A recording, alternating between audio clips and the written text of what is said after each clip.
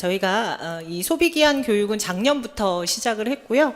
올해 또 다시 이제 올해부터 본격적으로 소비기한 제도가 시작되잖아요. 그래서 올해 영업자분들을 대상으로 소비기한 교육을 시작하도록 하겠습니다.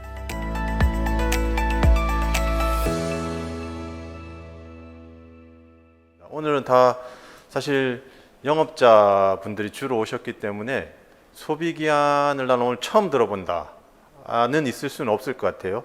오늘 이제 뭐 설정하고 실험하시는데 조금 더 이제 구체적인 내용을 아마 아실 것 같은데, 지금 현재 저희 소비기한 표시제도 정착하고 있는 내용들, 정책 방향들 공유하고 여러 가지 서로 뭐 필요한 것들 협조받고 이러는 시간이라고 이해하시면 될 것 같습니다.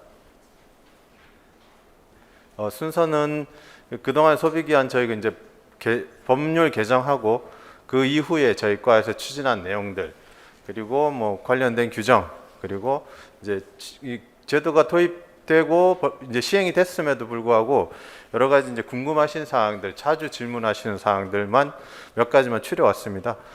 수업 3교시 하고 마지막 시간에 또 그 질의응답 시간이 있으니까 이 내용 외의 것들 궁금하신 사항 질의 주시면 됩니다. 나중에.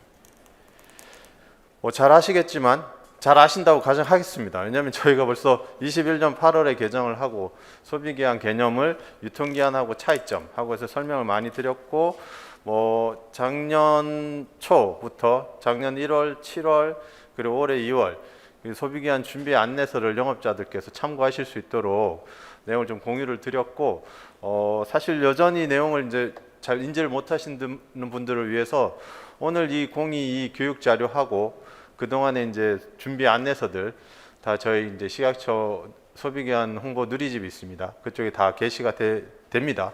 그래서 오늘 돌아가시면 그 교육 자료도 오늘 뭐 소협 통해서 그 홍보 채널 이용하셔도 되고, 소비기한 홍보 누리집 사용하셔도 되고, 소비기한은 그동안 저희 유통기한 말 그대로 1985년도 이후로 영업자가 제품의 유통 판매가 가능한 기한의 날짜 표시 제도였다면, 이제 이것은 이제 영업자가 판매 가능한 기한이다 보니까 영업자 중심의 제도였습니다. 근데 이제 소비자가 이 제품을 언제까지 섭취하실 수 있는지 소비자 중심의 안전하게 섭취 가능한 기한을 알려주는 제도라고 이해하시면 좋을 것 같습니다.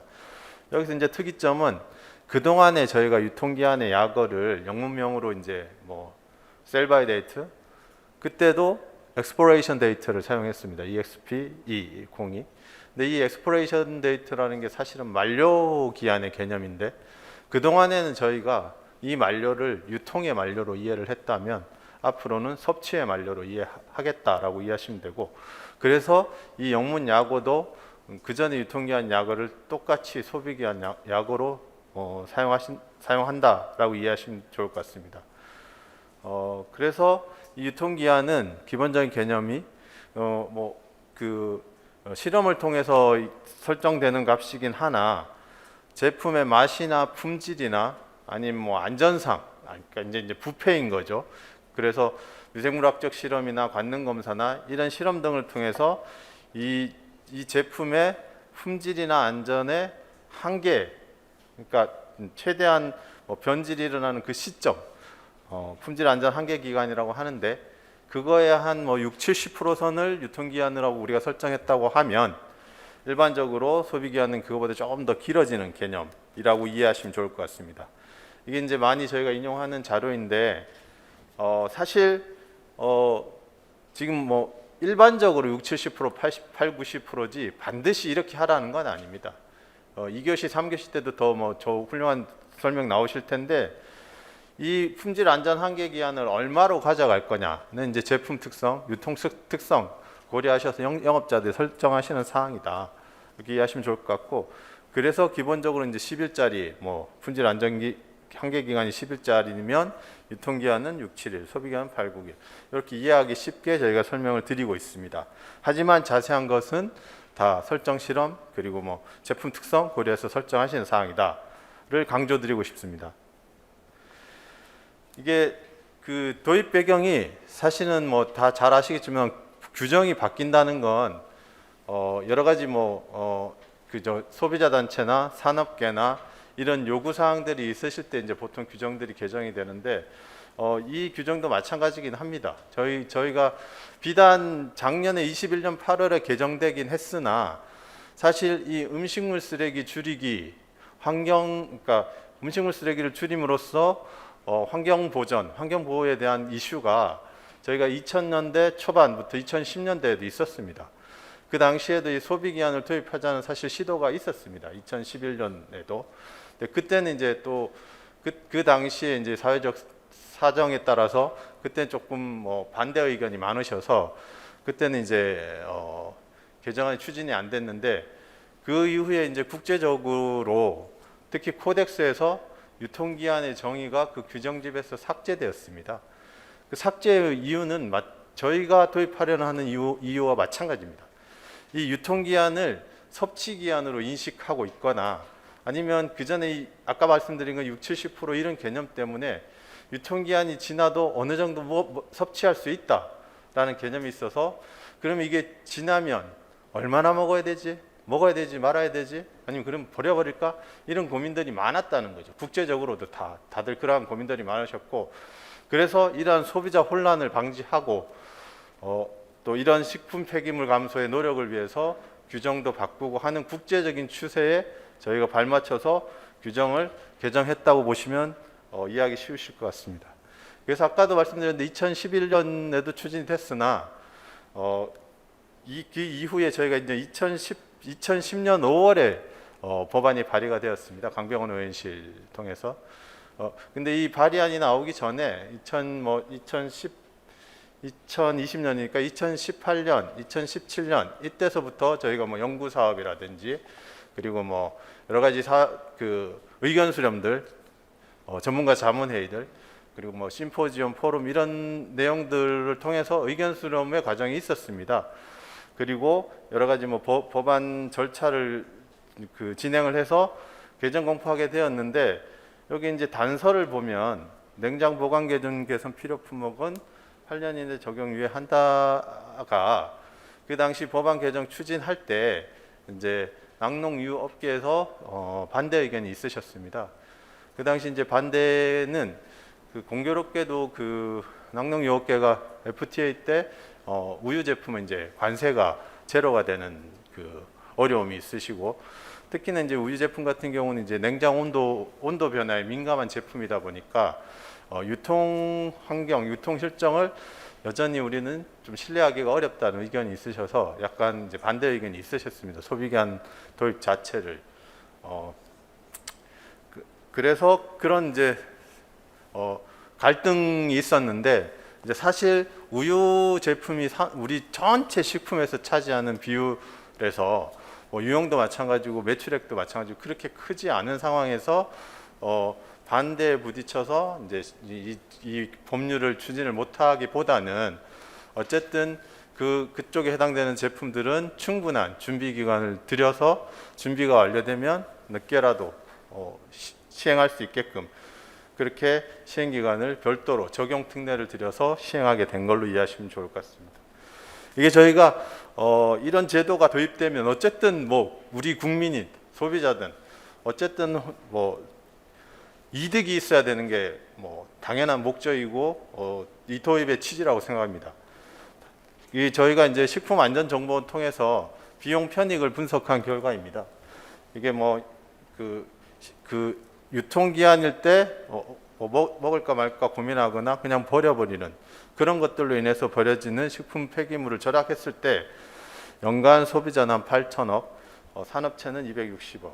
근데 이게 이제 제도가 일회성으로 끝나는 게 아니라 계속 지속적으로 발생을 하고 그런 사회적 할인율을 감안하면 10년간 7조 5천억 정도의 편익이 생길 걸로 기대하고 있습니다. 이게 이제 법 개정한 게 사실 굉장히 이것만 해도 사실 오늘 저희가 순회 설명회를 21년 12월에도 한번 했고 작년에는 9월 10월에도 한번 했었고 올해 이제 또 하고 저희가 기회가 되면 또 가을에도 한번 뭐 할 텐데 여러 가지 추진 경과들은 다 생략하고 법률을 딱 개정한 이후에 이제 저희과 식약처에서 저희 처에서 추진한 내용들을 그냥 간략하게 설명드리고자 합니다. 그 법률을 개정하면 그 위에 하위 규정들이 있습니다. 아까 법률 개정된 데서 아까 시행령에 따른 그 단서 조항들도 있고, 그럼 냉장 개선 필요 품목은 무엇이냐, 그 품목은 그럼 도대체 언제까지 적용유예를 줄 거냐, 이런 개정 사항도 있었고, 그래서 우유류에 한정돼서만입니다. 냉장 보관 개선 기준 개선 필요 품목이라는 건 우유류만 딱, 그것도 냉장 우유만. 우유류라 하면 식품 유형상에서 우유와 환원유만 해당됩니다. 근데 이게 약간 이제 좀 또 소비자들도 혼돈의 여지가 있긴 한데, 요 우유에 아무것도 안 넣은 것만 우유류가 되는 거고, 우유에 그냥 뭐 영양이나 미네랄 강화하기 위해서 일부 뭐 첨가물 등을 넣게 되면 그거는 강화 우유가 됩니다. 근데 강화 우유는 가공유입니다. 우리가 흔히 알고 있는 그 딸기 우유, 바나나 우유 이런 것도 가공 우유고, 이 가공유는 사실 겉보기에는 일반 흰 우유가 똑같은데, 이 가공유는 이 강화 우유는 가공유에 포함되니까 올해부터 시행입니다. 그죠? 그래서 사실 똑같은 매대에 똑같이 생긴 우유가 조금 달리 적용되는 게 이제 우려가 되는데, 어쨌든 낙농유업계랑 협조해서 이런 시행의 그 차이가 있음을 소비자들뿐만 아니라 우리 영업자들도 계속 홍보하고 교육하도록 하겠습니다. 그리고 그 하위 규정으로 그와 유통기한, 그러니까 달리 말하면 그동안에 우리가 법적 규정에서 유통기한 용어를 사용해 왔는데, 그 용어는 전부 다 소비기한으로 바뀌었다고 이해하시면 됩니다. 용어 자체가 다 개념이 바뀌었으니까 용어는 전부 이제 그 유통기한이라는 용어는 사라졌다고 이해하시면 됩니다. 1985년도에 도입된 이래로 거의 38년 만에 유통기한 정의는 사라졌고, 그래서 그와 관련된 하위 고시들, 그리고 뭐 다른 법률들, 저희 처뿐만 아니라 다른 뭐 교육부나 아니면 저기 농림축산식품부나 그와 관련된 용어의 유통기한들, 이런 것들도 다 소비기한으로 변경이 되었습니다. 그리고 이제 이 소비기한, 아까 처음에 제가 설명드린 것처럼 이 기한이 약간 연장되는 개념이다 보니 유통 단계에서의 뭔가 변질이나 소비자 위해 우려가 가장 큰 이슈였습니다. 사실 지금도 여전히 그런 것 때문에 오늘 뭐 다들 많이 제조업체에서 오셨겠지만, 이 소비기한을 지금 개념은 유통기한보다 이제 늘어나는 개념인데, 늘릴지 말지 신중하게 지금 접근하신 걸로 알고 있습니다. 그렇게 또 조사되고 있고, 그래서 이제 가장 우려하시는 내용이 그런 부분입니다. 지금 우리 냉장 유통 환경을 어떻게 그러면 표준화시키고 잘 관리할 거냐가 이제 관건이어서, 저희가 할 수 있는 여러 가지 이제 보관들을 제시하고 있고, 이제 뭐 산업체 협조를 구해서 점검하고 있고, 또 자율관리 지침 같은 거를 또 지정해서 운영하시는 거를 독려하고 있고 하고 있습니다. 그래서 작년에 이제 저희가 유통, 소비, 뭐 제조, 그러니까 모든 단계에서 냉장식품, 냉동식품 어떻게 취급할 거냐에 대한 가이드도 12월에 한번 제시를 드렸었고, 그거 기반으로 해서 유통업체에서 자율관리하시는 뭐 자율기준들 설정하셔서 뭐 기간은 얼마, 방법은 어떻게 관리하시는 것도 지금 저희가 유통업계 협조를 구해놓은 상태입니다. 그리고 이제 지방청하고 지자체하고 협업해서 수시로 저희가 온도 관리를 지도 점검하고 있습니다. 이게 보통은 저희가 뭐 여러 가지 지도 점검, 기획 지도 점검이 있습니다.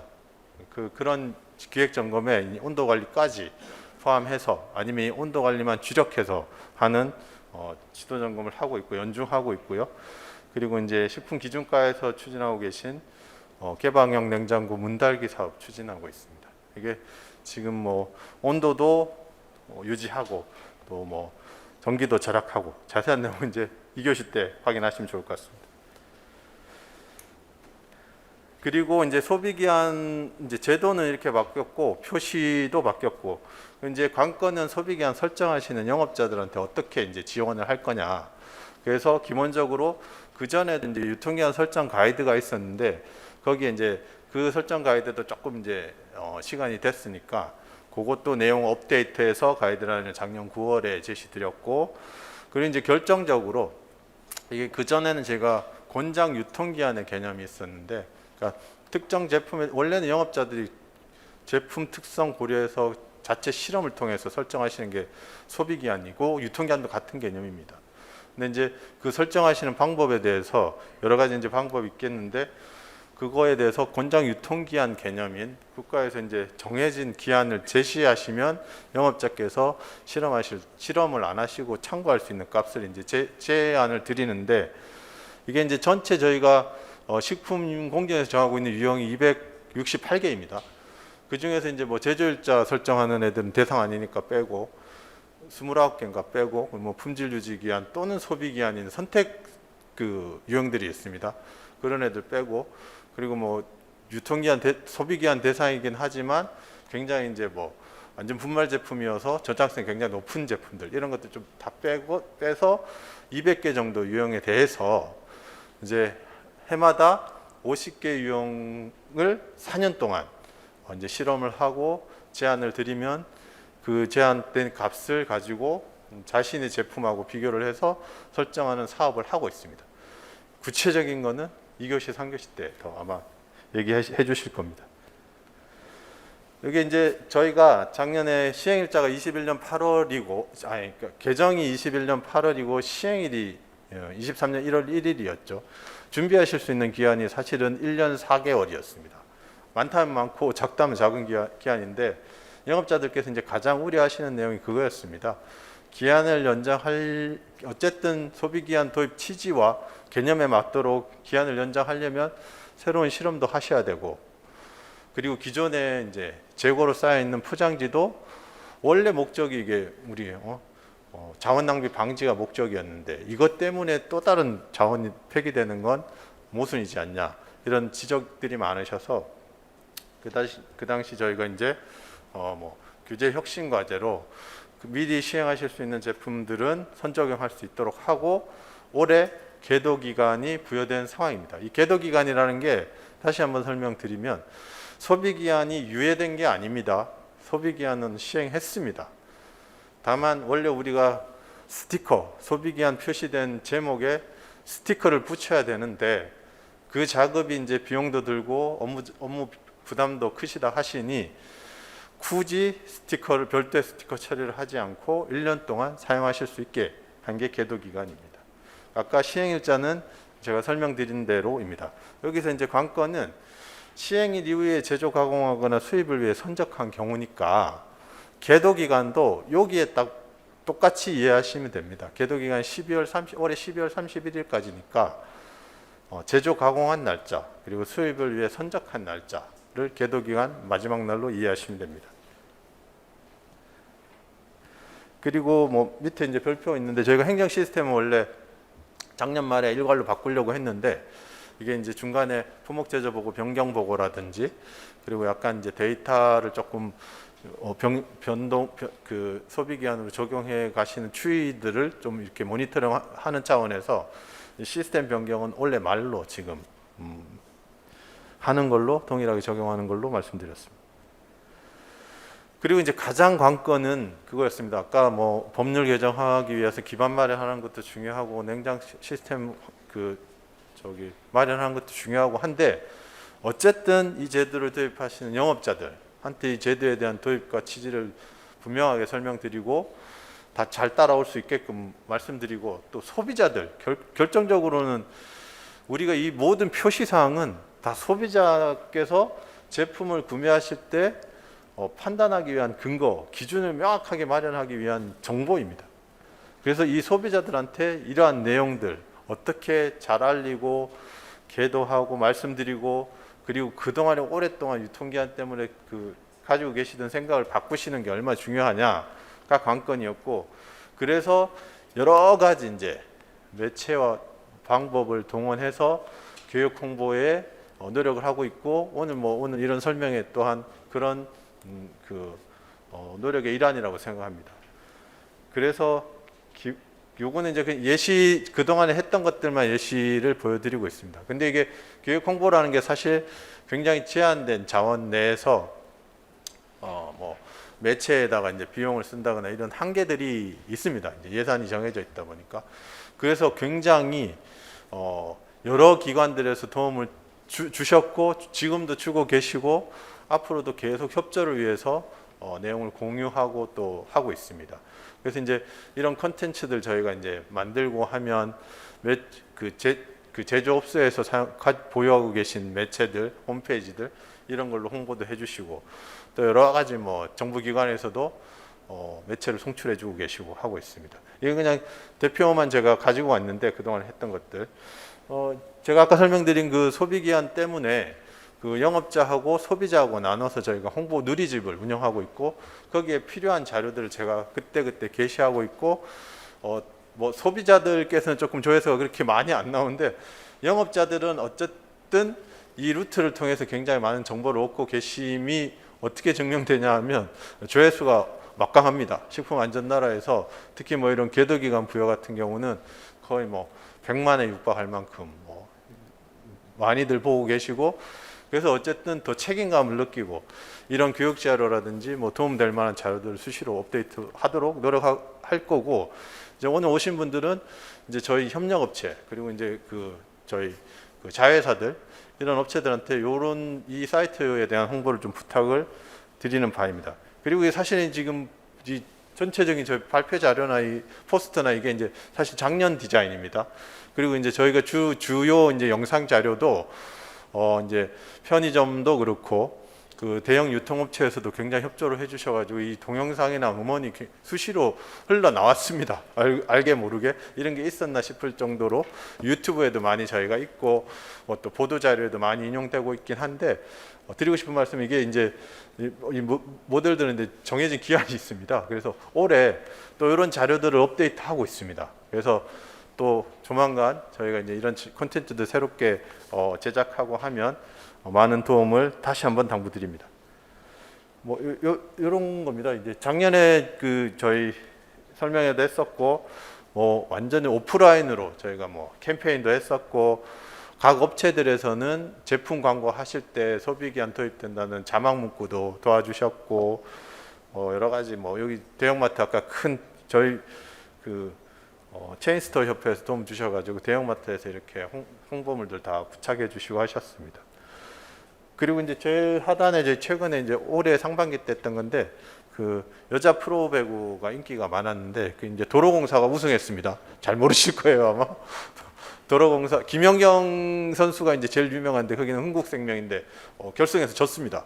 근데 저희가 이제 저기 A 보드라고 해가지고 거기 코트 뒤쪽에 보면 소비기한 홍보 문구들 홍보하고 어쨌든 말씀을 강조드리는 이유는 어쨌든 최대한의 방법과 자원을 동원해서 다방면으로 노력하고 있고 더 해야 된다를 거듭 강조드린 바입니다. 자 이제 그럼 이제 이때까지 그렇게 해왔고 앞으로 더 어떻게 할 거냐가 더 중요한 숙제잖아요. 사실 아까 설명드린 것들에 대해서 이제 더 성실하고 더 아이디어를 보태서 추진하는 것이 관건입니다.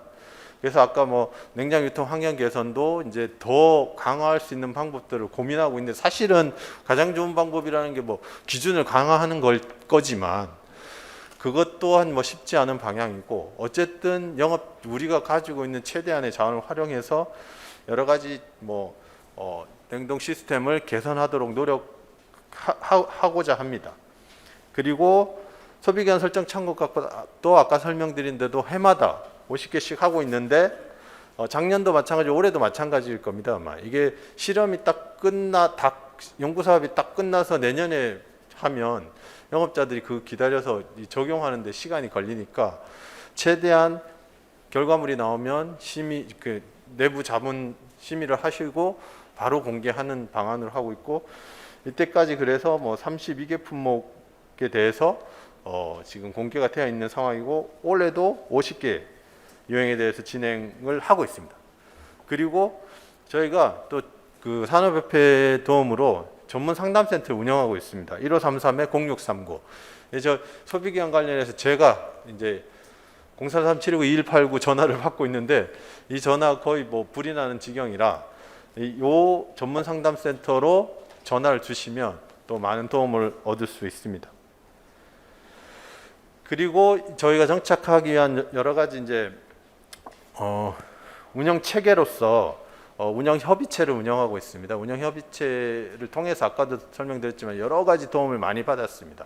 이 정책 제안하는데 아니면 법률 개정하는데 의견을 주신 건 당연하고 여러 가지 홍보의 방안들을 다 같이 여러 기관과 협회와 협업해서 하고 있다를 강조드리고 싶고 내부적으로는 저희가 TF팀도 구성하고 있어서 제도 지원이나 소통 강화를 위한 노력들을 하고 있습니다.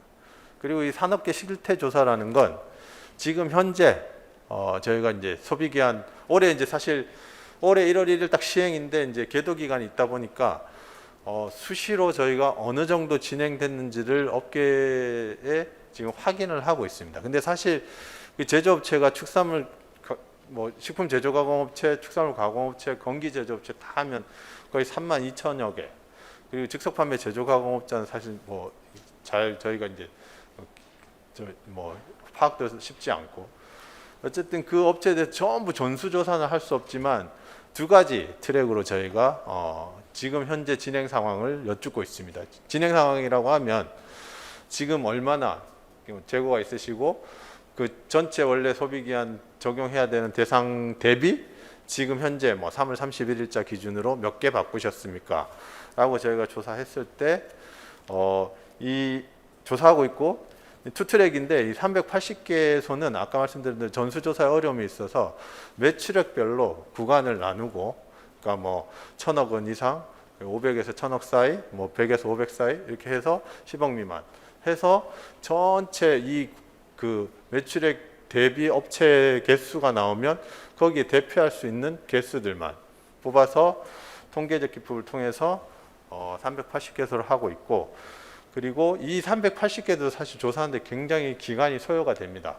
그래서 조금 더 그 조사 기간을 줄이고자 매출 상위 그룹들 소위 말하는 그 큰 기업들은 그래도 아무래도 이제 숫자가 적다 보니까 조금 더 피드백이 빨라서 어쨌든 공이 지금 저희가 한 30-40% 정도 변경을 하고 있고 다만 이제 여전히 계도 기간이 부여되다 보니까 시장에서 그러니까 유통업체에서 아직 소비자들은 눈에 띄게 확인하기는 어렵다라는 지적이 여전히 있긴 하십니다.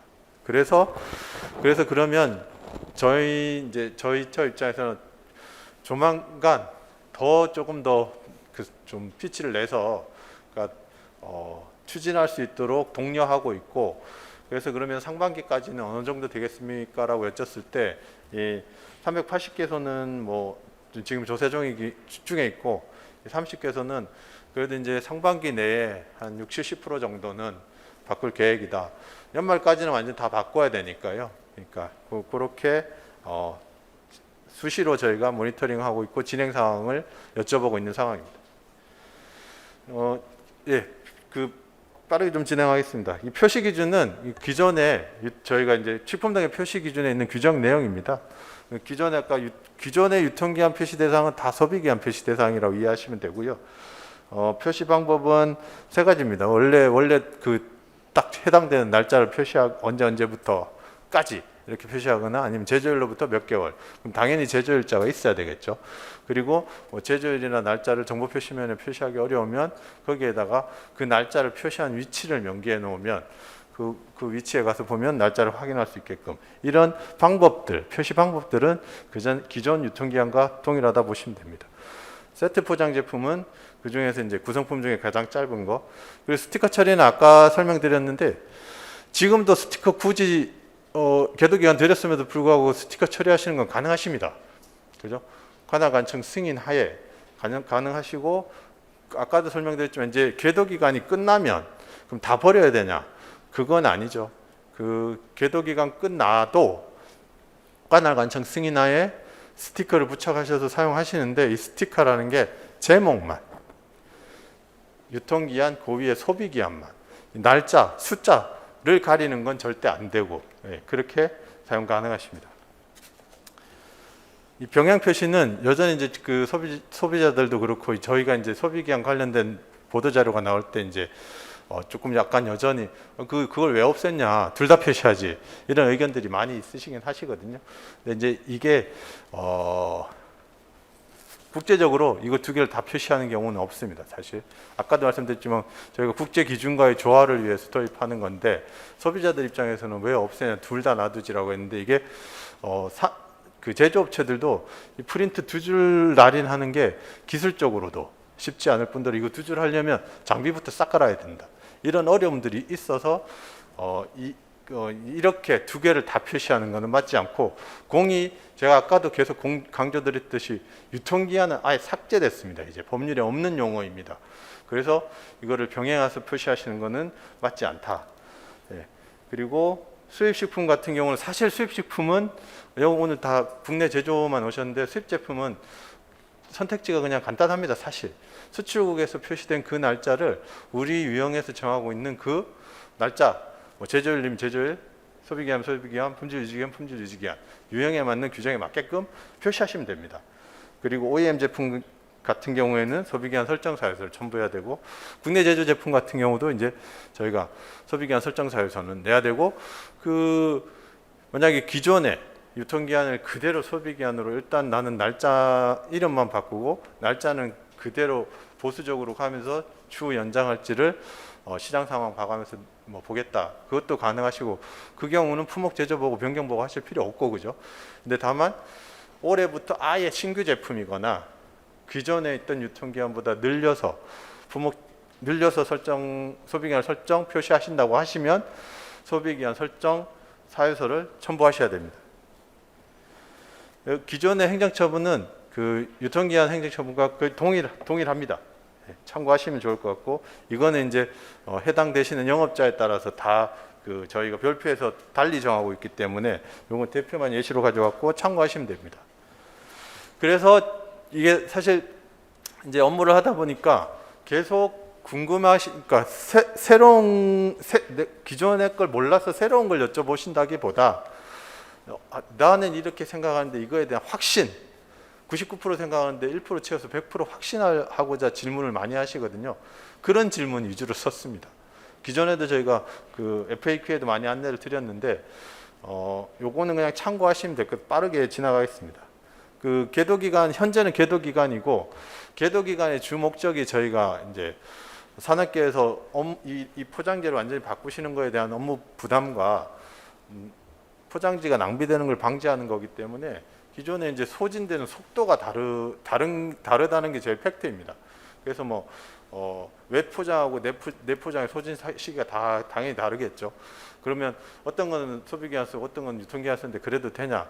같은 날짜로 한다면 된다는 내용이고 2번은 내용량 같은 제품인데 저희가 내용량이 100g짜리, 500g짜리, 1kg짜리 다 동일 제품입니다. 그죠? 품목 제조보고도 하나로 돼 있고 근데 100g짜리는 소비기한이고 1kg짜리는 유통기한이고 이래도 되냐? 된다는 얘기입니다. 같은 날짜라면 3번도 진짜 이 질문 많이 하시는데 기존의 유통기한 유통 판매 가능한 기한이었다면 소비기한으로 그러면 소비자가 섭취 가능한 기한이다 보니 그럼 나는 언제까지 판매할 수 있냐 이런 질문을 많이 하십니다. 사실은 이 소비기한이라는 게 저희가 유통 판매 섭취의 마지노선이라고 이해하시면 될 것 같고 아까 행정처분도 기존 유통기한과 동일하다 보니 유통 판매를 위한 기한도 소비기한으로 같다고 이해하시면 되는데 이제 다만 기존보다 만약 소비기한 아까 저희가 품질 안전 한계 기한의 안전 계수가 조금 더 임박한 개념이잖아요. 그러면 이제 판매하실 때 이 마진을 충분히 두시고 관리하시고 소비자가 뭐 구매해서 가져가셨을 때도 충분히 섭취할 수 있게끔 제품을 충분히 잘 관리하셔야 됩니다. 그게 관건입니다. 그것 또한. 그리고 4번도 진짜 질문 많이 하세요. 이거 지금 시행했는데 시행해서 내가 지금 계도기한인데 유통기한으로 바꿔서 팔고 있는 거 그것도 다 바꿔야 되냐? 계도기한 끝나면 아닙니다. 그죠?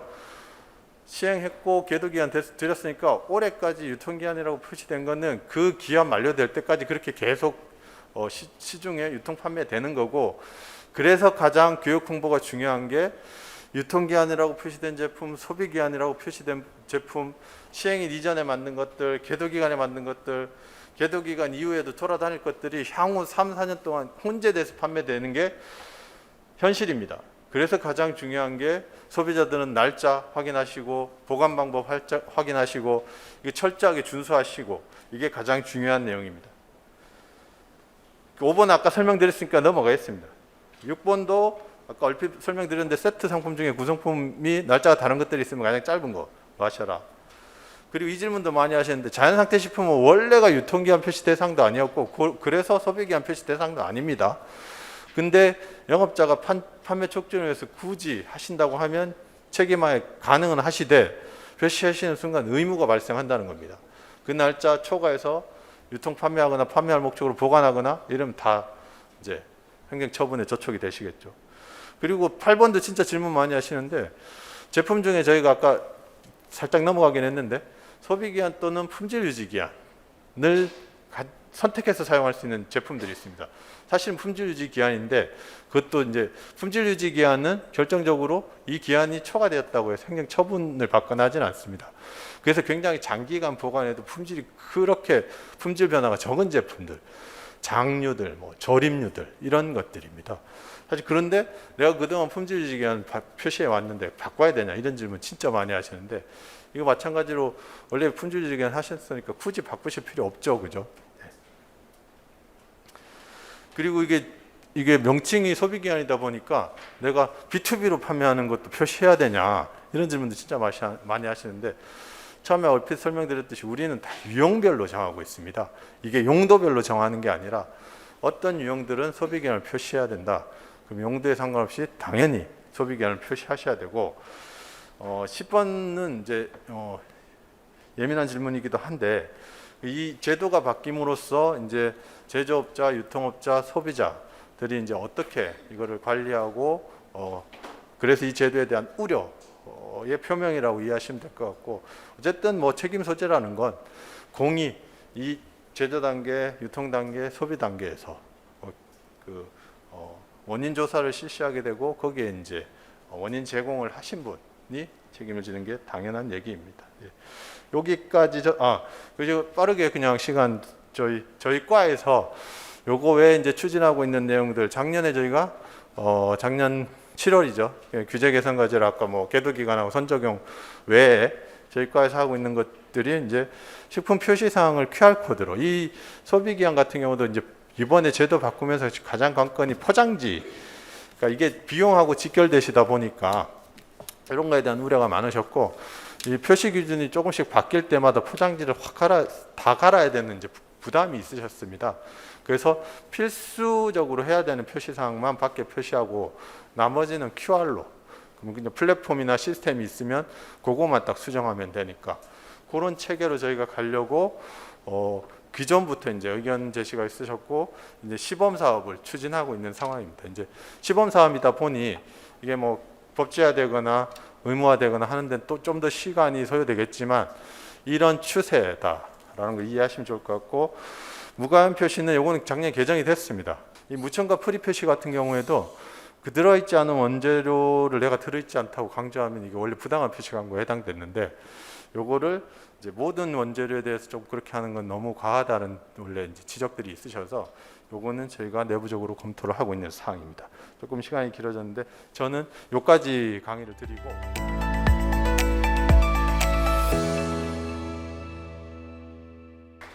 앞서 우리 선생님께서 저한테 교훈을 주신 게 중요한 부분이 뒤에 있으니까 뒤에 걸 위주로 좀 더 해야겠다는 생각이 들어서 저 앞에 설명한 내용하고 많이 겹치는 게 있어서 그런 부분을 빨리 나가면서 여러분들이 궁금해하시는 Q&A 위주로 설명을 드리도록 하겠습니다. 소비기한 용어는 이제 아주 귀에 못이 박게 들으셨을 것 같아요. 식품에 표시된 보관 방법을 준수할 경우 섭취에도 안전에 이상이 없는, 그러니까 소비자가 먹어도 안전에 이상 없는 기간이라는 뜻이고요. 용어는 식품 공전, 식품 등의 표시 기준 등에 잘 나와 있으니까 참고하시면 되고요. 우리가 오늘 관심 있는 거는 이제 우리 영업자 분이시니까 우리가 소비기한을 언제 신경 써야 되는지 그런 거잖아요, 그죠? 당연히 우리가 품목제조 보고를 할 때 소비기한 신고를 한번 해야 됩니다. 그때 이제 여기 소비기한 설정 사유서를 제출하게 돼 있는데 이 소비기한 설정 사유서안에 우리가 어떠한 근거를 가지고 소비기한 설정했는지를 이야기해야 되는 이제 법적 의무가 있는 거죠. 또한 품목 제조 보고서 상에서의 일부 내용을 변경할 때가 또 필요하겠죠. 예를 들면 지금 유통기한을 사용하고 계신데 유통기한을 소비기한으로 그냥 변경해도 된다라고 아까 들으셨죠? 그런데 이제 우리가 욕심이 생기잖아요. 소비기한을 바뀌게 되니까 나도 다만 며칠이라도 우리 제품 잘 만들었는데 하자가 없다. 그래서 소비기한 늘리고 싶다 그러면 그때 변경 신고하셔야 되잖아요. 그 변경할 때 근거되는 거를 제출해야 되면은 우리 품목 제조 보고서상의 등의 변경에 관한 거에 따라서 소비기한 설정 사유서를 제출해야 됩니다. 더불어서 이제 수입식품 같은 경우는 좀 재밌는 게 수입식품이 해외에서 그냥 제조된 거는 설정 보고 안 해도 됩니다. 그 나라에서 소비기한 찍혀서 온 거는 설정 안 해도 되지만 OEM 제품이 있어요. 우리나라의 유통을 목적으로 하는데 제조 공정이 해외에 있는 거죠. 그래서 수입하는 OEM 업체에 이제 우리가 얘기하면 업체명을 붙여가지고 판매하는 경우에는 별도로 이거는 이제 우리나라에서 유통할 목적으로 해외에서 제조한 제품이기 때문에 우리나라 법에 따라서 소비기한 설정 신고를 해야 됩니다. 그때 이제 사유서를 제출해야 된다는 말씀이고요. 이렇게 세 가지 경우에 우리 영업자분들께서 소비기한 설정 사유서를 제출하면서 우리 소비기한 어떻게 쓸지 이제 머리 싸매고 고민하셔야 될 때가 있는 거죠. 그러면 이런 모든 제품들이 다 소비기한을 하느냐? 그렇진 않죠. 우리 앞서 표시과에서 설명해 주신 것이 그러니까 소비기한 표시 대상과 그렇지 않은 것들을 크게 구분해 주셨어요. 그리고 아까 용도에 대한 게 아니고 유형에 대한 부분이라고 말씀드렸는데, 그러니까 이제 제품의 특성을 우리가 반영해서 이 녀석은 소비기한으로 표시해야 되고 이 친구는 품질 유지기한으로 해도 된다, 이렇게 나눴죠. 제가 뭐 세세하게 어떤 게 어떤 거라고 설명 안 드리지만 일반적으로 보시면 품질 유지기한은 우리가 대체로 장기간에 걸쳐서 사용해도 이렇게 품질에 큰 변화가 있지 않은 제품들이에요. 그러니까 거꾸로 소비기한이라고 하는 것들은 제가 어떤 특정 식품을 얘기해서 뭐하지만 예를 들면 뭐 도시락이라든가 김밥 뭐 이런 것들은 이틀 3일 지나고 뭐 일주일 지나면 드시기 약간 찜찜하시잖아요. 왜냐하면 우리는 경험이 있잖아요. 그런 제품 오랫동안 방치하면은 맛이 좀 변한다. 이제 그런 변하는 것들은 소비기한을 우리가 명시해서 소비자들이 어떤 정도 요 안에서만 드시라고 이제 설명해 주는 목적이 있는 거죠. 그러니까 그런 상식 수준에서 생각하시면 되고, 영업자분들께서는 이제 규정을 보셔서 내가 제품하는 유형이 소비기한 대상인지 확인하시는 게 필요하죠. 이런 정보는 많이 있으니까 활용하시면 될 것 같고요. 표시 기준 앞서 설명드렸기 때문에 넘어가겠습니다. 이제 오늘 제가 이 자리에서 설명드릴 거는 소비기한 설정을 어떻게 하느냐, 그리고 여러분들이 가장 많이 하시는 유사제품 비교를 통해서 소비기한 설정을 하실 텐데, 이제 과거의 유통기한에서 소비기한으로 바뀌면서 그런 유사제품 비교에 대한 것들이 약간 좀 변동이 있어요. 그리고 저희가 영업자 입장에서 최대한 원래 우리가 이 규정을 도입했던 취지를 훼손하지 않는 방식에서 허용할 수 있는 부분을 좀 허용한 부분이 있어서 그 부분들 설명드린다는 말씀이고요. 간단히 규정에 대해서 말씀드리면 이제 우리가 고시라고 하는 게 있죠. 소비기한 설정 기준이 식품 등의 소비기한 설정 기준 식약처 고시로 해가지고 22년 4월 달에 만들어진 게 있고요. 이 고시에 따라서 소비기한 설정을 해야 됩니다. 그러니까 이제 우리 고시가 있다는 정도는 아셔야겠죠, 그죠? 그리고 이제 고시로 이제 하지 않고 우리가 실험적인 걸로서 이제 조금 이제 이 다음 시간에 간단히 여러분들 아마 처음 있을 수도 있고 우리 또 연구실에 있는 분들은 본인이 직접 그런 일을 수행할 것 같은데, 소비기한 설정 실험을 어떻게 하는지 또 실험을 알려드릴 거예요. 근데 그러한 방법에 대해서 이제 FM대를 소개한 소비기한 설정 실험 가이드라인이 있습니다. 요것도 작년에 이제 개정을 해가지고 현재 드래프트가 올려져 있는 상태인데, 그러니까 이제 법적인 거를 보고 싶으면 소비기한 설정 기준 고시에 따라서 행하시면 되고, 방법적인 것에서는 이제 가이드라인에 따라서 실험하시면 된다는 말씀입니다. 그럼 각각의 기준과 가이드라인 내용을 조금 더 상세하게 들어가도록 하겠습니다. 소비기한 설정 기준은 모든 도시나 법이 그러하듯이 총칙이 있고요. 그 다음에 이제 일반 원칙, 그 다음에 이제 나머지는 이제 고시마다 다른데, 하여간 이렇게 구성되어 있습니다. 총칙, 소비기한 설정 기준의 일반 원칙, 소비기한 설정 실험 방법에 대한 내용, 소비기한 설정 실험을 생략할 수 있는 경우, 이게 바로 우리가 여러분들이 가장 많이 유사 제품 비교라든지 기타 방식을 통해서 하는 방식에 대한 설명이 있습니다. 나머지는 달걀에 대한 건 이제 추가적으로 만들어진 것이고요. 여기서 이제 뒤에 설명이 있는지 모르겠는데, 여기 설명이 있군요. 여러분들 소비기한 설정 실험을 해야 될 주체는 영업자입니다. 그러니까 우리가 국가도 아니고 소비자도 아니고, 내가 어떠한 제품을 만들어서 판매하고자 한다면 영업자가 소비기한 자기 제품에 대한 성격을 가장 잘 알잖아요. 그러니까 영업자가 스스로 정하도록 자율로 하고 있어요. 여기 자율이라는 게 되게 중요한데, 그러니까 자율에는 책임이 따르겠죠. 그러니까 자율로 하되 문제가 발생한 거에 대한 책임은 영업자가 지는 거죠.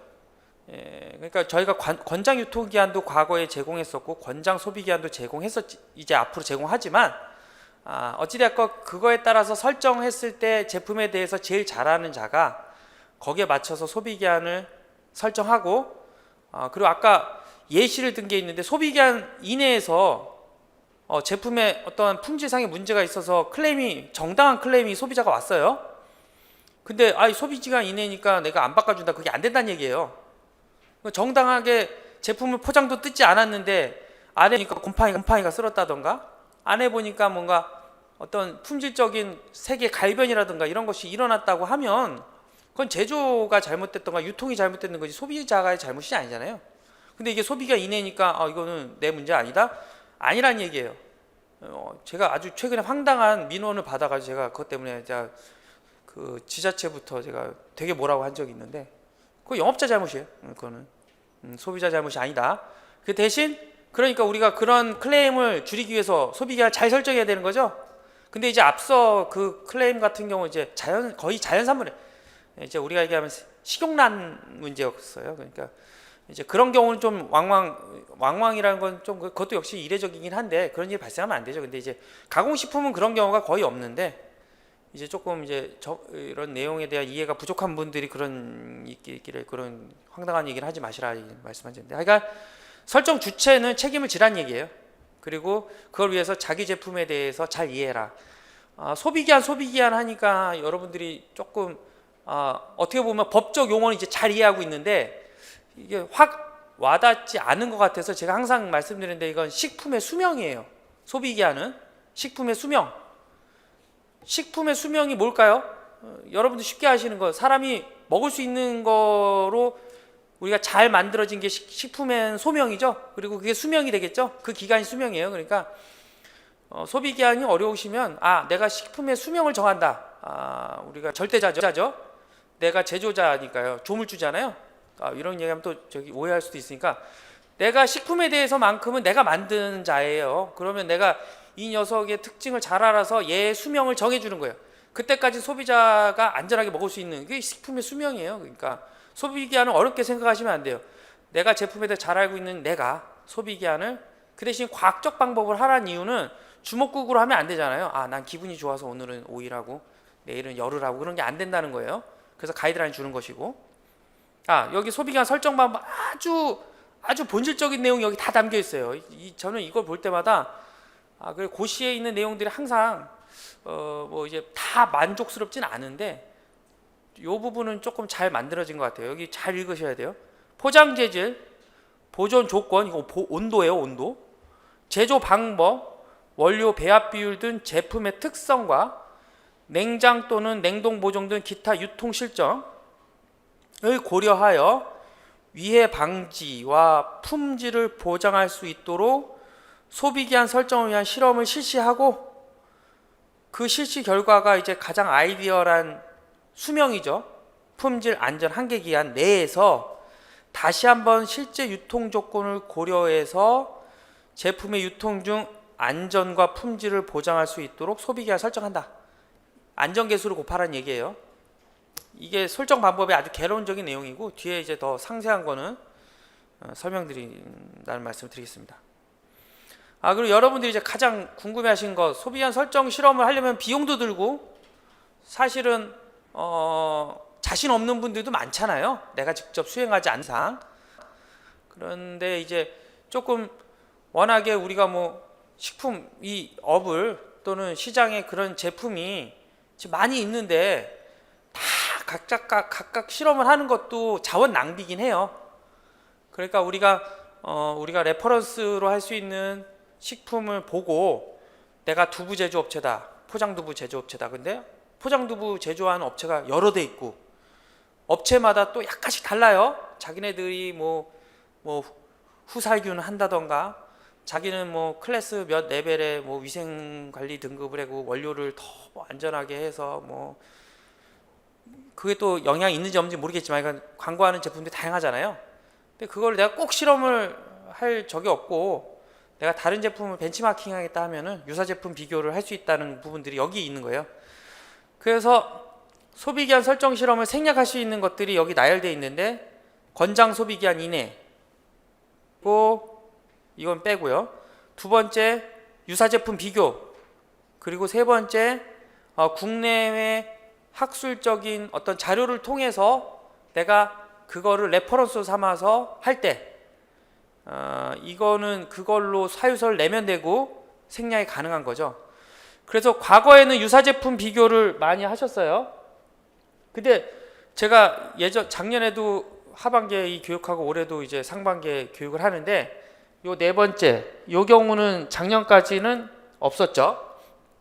근데 아까 설명드렸지만 저희가 지금 소비기한 참고값이라는 거를 만들어 가지고 이제 막 공개하고 있어요. 이제 그걸 참고하실 수 있다는 말씀을 드릴 거예요. 이따가 제가 그럼 빨리 설명드릴게요. 먼저 권장 소비기한 활용하는 부분은 이렇게 쓰시면 돼요. 그냥 별표 3의 식품의 권장 소비기한에 따라 동제품을 정했다. 여러분들이 아마 잘 아시는 분들은 권장 유통기한이 기존에 있었어요. 그리고 실제로 권장 유통기한을 활용해 가지고 유통기한 설정한 업체들의 제품이 굉장히 많을 거예요. 그래서 궁금해 하실 것이 아마 권장 유통기한이 그럼 권장 소비기한을 바뀌면 권장 소비기한으로 다시 이제 나올 것이냐, 날짜를 바꿔가지고 그런 게 궁금하실 텐데 저희가 기존의 권장 유통기한으로서 권장 소비기한, 그러니까 권장 유통기한으로서 현재 유통기한을 사용한 업체들이 굉장히 많기 때문에, 그리고 권장 유통기한보다 권장 소비기한이 다소 길면 길지 않겠습니까? 그죠? 원래 정의에 따르면. 근데 기존의 유통기한을 사용했던 분들이 또 권장 소비기한으로 바뀌면 내가 할 수 있는 근거가 사라지잖아요. 그러면은 이제 영업자의 혼란이 있을 것 같아서 저희가 권장 유통기한은 권장 소비기한으로 존치를 시키고 대신 저희가 소비기한 참고값이라는 거 뒤에 나오는 거를 별도로 지금 제공을 하고 있어요. 200개 유형에 대해서 잠깐만요. 2,000개 품목 앞으로 3년 동안 나올 거예요. 그러니까 그거를 참고 2,000개 품목이면은 충분하냐? 충분하지 않을 수도 있는데 거꾸로 얘기하면은 어느 나라에서 그 소비기한 설정 실험을 2,000개씩 해가지고 영업자한테 제공하는 경우도 없습니다. 그러니까 부족하면 부족하겠지만 정부에서 최대한 노력해서 여러분들이 소비기한 설정을 참고할 만한 참고값을 저희가 실험하고 있다는 말씀을 드리고요. 그거 어떻게 활용하는지 뒤에 바로 설명드리겠습니다. 그 다음 유사제품 비교는 다음에 설명드릴게요. 요거 유사제품 비교는 이따가 다시 설명드리고, 그 다음 아까 말씀드린 소비기한 참고값 먼저 설명드리겠습니다. 지금 저희가 식품안전나라와 한국식품산업협회 홈페이지에 거기 책에 없습니다. 저희가 뒤늦게 넣었어요. 죄송합니다. 저도 이거 계속 만들다 보니까 이런 내용이 더 들어야겠다 싶어서 제가 뒤늦게 넣었거든요. 여기 보시면 어렵진 않아요. 이렇게 책 표지가 이렇게 돼 있고요. 그 다운로드 받으면 유형별로 이렇게 있어요. 23개 유형에 대해서 한 430개 품목이 지금 현재 1차 작년 22년도에 급하다고 우선순위로 한 것들을 저렇게 했고요. 저 중에 유통기한 1년 이상 된 것도 있겠죠. 그건 아직 실험 중에 있습니다. 1년 이상이니까 우리 실측 실험이 기본이거든요. 그러니까 다시 실험하고 있겠죠. 그래서 안에 들어가시면 보고서가 있고 요렇게 된 게 이제 소비기한 창고값을 어떻게 해서 결과가 며칠이다 이렇게 나와 있는 게 있어서 그럼 어떻게 하냐? 아까 창고값 들어가는 누리집 여기 주소 있죠? 여기로 가셔서 식품안전나라에 식품과 안전이라는 데 클릭해서 여기 보면 왼쪽에 소비기한 클릭하면 화면이 딱 이렇게 떠요. 아까 전에 많이 보셨죠? 우리 주무관님께서 보여주신 거기에 요 책으로 있는 거 클릭하면은 이게 다운로드 받을 수 있는 거예요. 그럼 다운로드 받아서 내가 그 보고서에 있는 거기에 식품에 대한 유형과 품목에 대한 설명이 상세히 나와 있어요. 그럼 두부도 여러 종류의 두부가 있어요. 그러면 그 두부 중에 순두부도 있고 뭐 크게는 순두부도 있지만 두부 안에도 약간씩 제조 공정이 조금 차이가 있을 수 있는 것들 아니면 제조 공정이 다 똑같은데 이유가 몰라요. 거기 사이가 좀 다른 그런 것들이 다 있으니까 거기서 내가 참고할 말 참고해가지고 활용하면 된다는 거예요. 참고값을. 그러면은 어떻게 보고하냐? 유사제품 비교하고 똑같아요. 유사제품 비교하고 똑같은데 비교 대상 제품에 대해서 아까 여기 보면은 요 품목 설명에 번호가 있어요. 그 번호 여기다 쓰면 돼요. 1-4-2 참고 1-4이 참고고 유형은 빵유고 고상이고 PP 뭐 이런 거 나머지 쓰시면 돼요. 그러니까 이제 과거에는 다시 앞서 가면 권장 유통기한 또는 소비기한 이내로 설정하거나 유사제품 비교를 하거나 했는데 아까 얘기했던 한국식품산업협회 및 동업자조협에서 발간한 보고서가 이거예요. 이게 보고서고 이 보고서 안에 유형을 참고하셔서 내 제품과 동일한 거를 찾아가지고 유사제품 비교에 쓰면 되는 거예요. 그래서 뭐 이렇게 나머지 설명을 이렇게 하면 되겠죠. 우리 본 제품이 그거와 유사하지고 유사제품 비교하고 나머지 똑같아요. 뭐 성상이라든지 포장 재질이라든지 이런 것들이 같아서 레퍼런스 1-4-2를 참고를 해서 내가 그 이내에 소비기한 설정했다. 그리고 이제 어찌됐건 저희가 그런 거 참고할 만한 것들을 지금 계속 실험을 통해서 매일 만들고 있는데 여러분들께서는 그 사이에 분명한 건 또 제품이 이제 소비기한이 또 나와요. 그러니까 병행할 수 있겠죠. 유사제품 비교를 하거나 우리가 보고서 상에 있는 거를 참고로 해가지고 소비기한으로 변경할 수 있는 일이 있다는 말씀을 드리고요.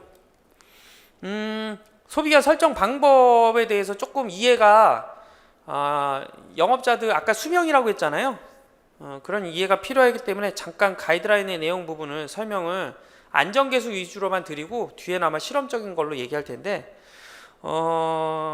결국 소비한 설정 방법의 핵심은 식품의 수명을 가장 과학적인 방법으로 찾는 것이고 우리가 수명이 다했다는 것을 그 제품의 특징적인 품질 지표를 기준으로 한다 이렇게 이해하시면 되는 거예요. 품질 지표는 아까 얘기했듯이 미생물학적 우리가 요인이 될 수도 있고 또는 화학적 요인 아니면 관능적인 요인 여러 가지 것들이 아니면 물리적 성상에 의한 요인들이 있을 수 있어요. 뭐 예를 들면 여러분들 뭐 사과는 자연산물이니까 그렇지 않겠지만 우리가 사과 깎아 놓으면은 조금 시간 지나면 갈변되잖아요. 갈변된 거 먹는다고 해서 크게 문제가 되지는 않잖아요. 근데 우리는 알죠. 갈변된 상품을 소비자들이 구입하지 않죠. 그러면 그 껍질을 벗긴 이후에 사과의 품질 지표는 갈변이 제일 중요한 거죠. 뭐 기름이 많이 들어간 것들은 또 산패취가 있을 수 있죠. 그런 것들은 사실 다른 것들 미생물은 다 괜찮은데 산패취가 나는 것들이라든지 이런 관능적인 부분에서 이취라든지 이런 것들이 이제 어떻게 보면은 그 중요한 품질의 한계를 만드는 지표가 되겠죠.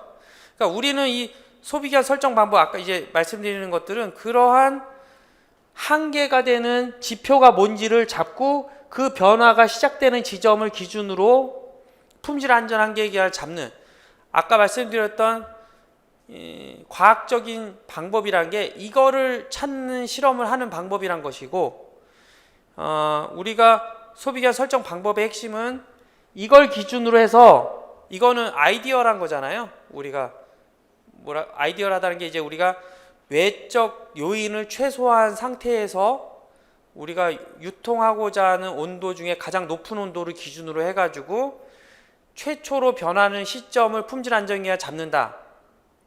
여기다가 실제로 변할지 모르는 환경적인 요인에 대한 변수를 안전계수라는 이름으로 1 미만을 곱해줘서 나오는 게 이제 유통기한 또는 소비기한이라는 것이고, 그리고 유통기한은 상대적으로 소비기한보다는 조금 더 안전마진을 더 둔 거다 이해하시면 될 것이고, 소비기한이든 유통기한이든 일정 부분의 안전마진은 있는 거죠.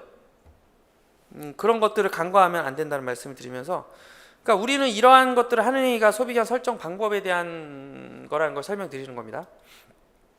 그래서 앞서 품질 안전 한계 기한이 뭔지 설명을 드렸고요. 안전계수의 필요성을 여기 좀 제가 썼는데 이해하기 쉬우라 썼는데 한번 읽어보겠습니다. 실제 유통되는 제품은 소비기한은 로트별 또는 외부적 요인의 차이에 따라 값이 달라질 수 있겠죠. 제품별로도 같은 공장에서 나온 것도 그날의 또 원료에 따라서 약간씩 변화는 존재합니다. 이게 뭐 매일, 그래도 물론 일반적인 자연 산물에 비해서는 그런 품질이 고르죠. 일관되죠. 그건 당연한 얘기인데, 그럼에도 약간의 차이가 있을 수 있고, 또 이런 실험 자체가 재현성과 신뢰도라는 게, 내가 오늘 소비한 설정 실험을 했다는 게 100이라는 값은 아닐 거 아니에요. 그렇다고 매일 출고할 때마다 실험할 수 있는 것도 아니고, 그러니까 이러한 변수들과 재현성이라든 신뢰도를 고려해서 안전계수를 곱한다는 말씀이고, 참고로 자연산물의 베리에이션은 우리가 공산품, 우리가 식품이라고 하는 가공식품하고는 비할 수가 없죠. 그러니까 저희가 그래서 앞서 설명드렸지만 자연산물은 소비기한 표시하고자 한다면은 표시하라고 하지만 의무가 아닌 이유가 그런 거예요. 우리가 과일 같은 거 보면은 눈으로 먼저 확인하고 먹지 그냥 먹지 않잖아요. 축산물도 마찬가지죠. 색깔 보고 냄새도 보고, 특히 색깔이 중요하죠. 그런 것들은 우리가 오감을 활용해서 그리고 중요한 건 또 경험이 있죠. 우리 인간은 내 경험과 오감을 활용해서 이 제품을 먹어도 되는지 먹어도 안 해야 되는지는 자연산물 같은 경우 그렇게 해서 해결해야지 소비기한으로 해결할 수 있는 일이 아니라는 거예요. 하지만 가공식품은 적어도 우리가 품질을 일정하게 유지할 수 있는 가공 공정을 갖춘 영업자가 만들어내는, 어떻게 보면 되게 반듯한 녀석들, 뭐 그렇게 표현할지 모르겠는데 그런 것이기 때문에 우리가 이제 이런 방식을 통해서, 소비기한을 통해서 이제 소비자들이 쉽게 정보를 이제 얻을 수 있는 거라는 말씀을 드리는 것이고요. 제가 이렇게 설명을 했는데도 불구하고 시간이 빠듯하니 조금 더 속도를 하겠습니다. 제가 앞서 교육을 받았는데도 더 필요하네요, 그죠? 먼저 안전계수에 대해서 이 내부적 요인과 외부적 요인이 있는데, 여기 보시면은 이제 우리가 잘 아시는 원료가 제일 중요하죠. 그리고 pH, 수분활성도, pH가 낮거나 수분활성도가 낮은 것들은 상대적으로 조금 제품이 안정한 것들이 많죠. 그리고 보존료나 살균, 멸균 처리한 것들은 훨씬 더 저장성이 향상되는 거기 때문에 이런 것들은 상대적으로 안전계수를 좀 1에 가까운 수를 할 수 있고, 거꾸로 그렇지 못한 건 1에 먼 값을 해서 안전마진 더 줘놔, 이런 내용이고, 이러한 것에 대한 기술적인 내용들은 저희 우리 아까 말씀드렸던 가이드라인이 있거든요. 식품 등의 소비기한 설정 실험 방법 가이드라인이 있는데, 저희 식약처 홈페이지에 있는데, 거기에 안전기술 적용하는 법에 대해서 저희가 나름대로 작년 1년 내내 연구했던 결과가 있으니까 참고해서 사용하시면 될 것 같다는 말씀을 드립니다. 그러면 요거는 넘어가도록 하고요. 그리고 하나 더 말씀드리면 저희가 이제 기존의 유통기한하고 차이가 소비기한은 소비자한테 가는 시간이 더 포함되잖아요. 그래서 저희가 소비기한에서 크게 조금 더 저희가 역점했던 부분은 소비 단계에서의 통상적인 남용이라는 표현이 아주 나쁜 표현 같은데 그 정도는 아니고 우리가 얘기하면 통상적으로 발생할 수 있는 온도의 변화 팩터 같은 것들을 이제 조사를 했고요. 그런 것들은 소비기한에 반영해야 된다 해서 현재 가이드라인에는 그 반영된 값을 어떻게 하는지 나와 있습니다. 그래서 미국 같은 경우에 예를 들면은 1시간에서 2시간까지 보통 우리가 장보기 시간이라고 하잖아요. 장보고 집까지 가는데 한 2시간 정도 이내가 90% 된다고 하더라고요. 근데 우리나라는 아시다시피 장보는 시간이 좀 짧아요. 저희는 그래서 1시간 이내가 90% 정도, 여기 보면은 90% 넘죠, 그죠? 91, 2%, 93% 정도 되는 것 같은데, 그러니까 이제 우리가 그리고 대한민국의 평년 온도와 미국이 또 다르겠죠? 그런 거를 고려해서 냉장식품 같은 경우는 이런 안전계수를 장보기 시간을 어떻게 변수를 하는지 가이드라인에 다 나와 있으니까 참고하시라는 말씀이고, 이건 우리 거기 책에 나와 있는데 몇 가지 예를 들어서 제가 설명한 거니까 나중에 여러분들이 직접 하시는 경우에는 참고하시면 되고요. 그냥 내가 그래도 식품업에 종사하는데 이런 안전계수가 뭔지 기본적인 거 알고 계셔야 되니까 그런 교육적인 부분에서 본다면 한 번쯤 읽어보시면 될 내용입니다. 그 다음에 이제 또 궁금해하실 것들이 소비자 신청 변경 방법에 대한 Q&A 부분인데 이 부분 이제 중요한 거 위주로 제가 설명을 드리겠습니다. 이건 뭐 다 아까 설명드렸던 부분이고요. 식품 적계급수의 조리식품은 여기 식품 적계급수에서 오신 분 없죠? 가끔씩 연락이 와요. 소비자 설정 아니고요. 농산물 등 자연산물도 소비자 설정 대상 아닙니다. 유사제품 비교는 원칙은 그거예요. 여기 있는 7개의 식품, 식품첨가, 축산물 이거는 여기서 7개 섞여 있는 것들이 동일해야 돼. 기본적으로. 여기 거는 동일해야 되는 건 반드시 동일해야 된 것이고 제가 얘기했잖아요. 내가 소비기한을 설정했다 할지라도 소비기한 이내에서 문제가 생기면 그건 영업자 책임이에요. 영업자의 과실이 있다면 그렇다고 이제 소비자가 그 봉지를 뜯고 먹고 막 하다가 남겨놓고 해서 나중에 식중독 걸려서 문제 생기면 그거는 영업자 책임이라 할 수 없겠죠. 그게 어떻게 되는지 모르지만 근데 적어도 그런 어떤 과정이 없는 상태에서 제품에 하자가 발생하면 그건 영업자 책임이에요. 그게 만약 유통업체라면 유통업체 책임인 것이고 그러니까 제가 이 말씀을 드리는 이유가 유사제품 비교를 하실 때는 그런 부분들 내가 비교할 만한 제품이 정말 내가 봤을 때 확실하다. 저 제품이나 내 제품이나 큰 차이가 없어라는 그런 여러 가지 것들을 면밀히 고려해서 하셔라. 여기 7가지뿐만 아니라 제가 항상 우리 영업자들한테 연락 오면 항상 얘기해요. 이거 7개는 기본이다. 매일마다 그거 안 돼요, 저거 안 돼요 그러는데 자신 있으면 하시라고요. 이거 7개 플러스 내가 완벽하게 이 제품 하면은 이제 저 제품보다는 내게 더 오래가라고 하는 거 있잖아요. 그런 자신 있는 거를 하시라는 말씀을 드리는 거고요. 그리고 우리가 이제 이 부분 작년에 이제 제일 많이 우리 식약처한테 문의했던 부분이에요. 이제 그래서 요거를 자세히 빨리 설명드리겠습니다. 현 유통기한을 동일하게 소비기한으로 설정하는 건 가능합니다. 현 제품의 유통기한을 안전계수를 적용하여 기간을 연장하는 것은 내가 이 제품에 대해서 처음 설정할 당시에 실험 데이터를 가진 경우 대부분 자사 제품이겠죠? 보통 자사 제품을 우리가 제일 잘 나가는 제품 만들고 나서 그거에 약간 내용 조성 바꿔서 하는 제품들이 이제 시리즈로 나오잖아요. 하지만 이 제품 처음에 만들 때 데이터 있는 경우가 많잖아요. 이런 데이터가 있는 경우에 이걸 유사 제품에서 비교한 경우라면 이 제품 소비기한으로 바꾸고 싶으면 당연히 가능한 것이고요. 안전계수만 바꿔서 데이터가 있으니까 이 제품도 유사 제품 비교할 때 이걸 기준으로 데이터가 있다고 하면 가능하다. 근데 데이터가 없으면 안 된다. 여기 데이터라 하면 실험 결과를 얘기하는 거예요. 그러니까 우리가 밑에도 유사 제품 비교할 때 비교 대상 유사 제품의 유통기한과 동일하게 소비기한 하는 건 가능하고 비교 대상 유사 제품의 유통기한의 안전계수를만 바꿔서 기간을 연장할 때는 여기 써있듯이 비고에 내가 원 데이터를 가지고 있다면 그 실험 결과를 알잖아요. 그러니까 어차피 우리가 유통기한 설정할 때도 안전계수를 해서 유통기한을 만들었는데 데이터가 있으면은 소비기한에 해당하는 안전계수를 곱해서 하는 것은 이론적으로 문제가 없죠. 그러니까 가능한데 데이터가 없다. 나는 그냥 유사제품 비교한 제품 A사 제품에 대해서 유통기한만 알고 내가 그 사람한테 전해 듣기로는 안전계수 0.6 했다더라. 그러니까 내가 0.6한 걸 역산해가지고 0.8로 하려면 얼마 해가지고 그런 계산은 나오겠죠, 그죠? 근데 그거는 전해 들은 얘기잖아요. 우리가 모르죠, 확실하지 않죠.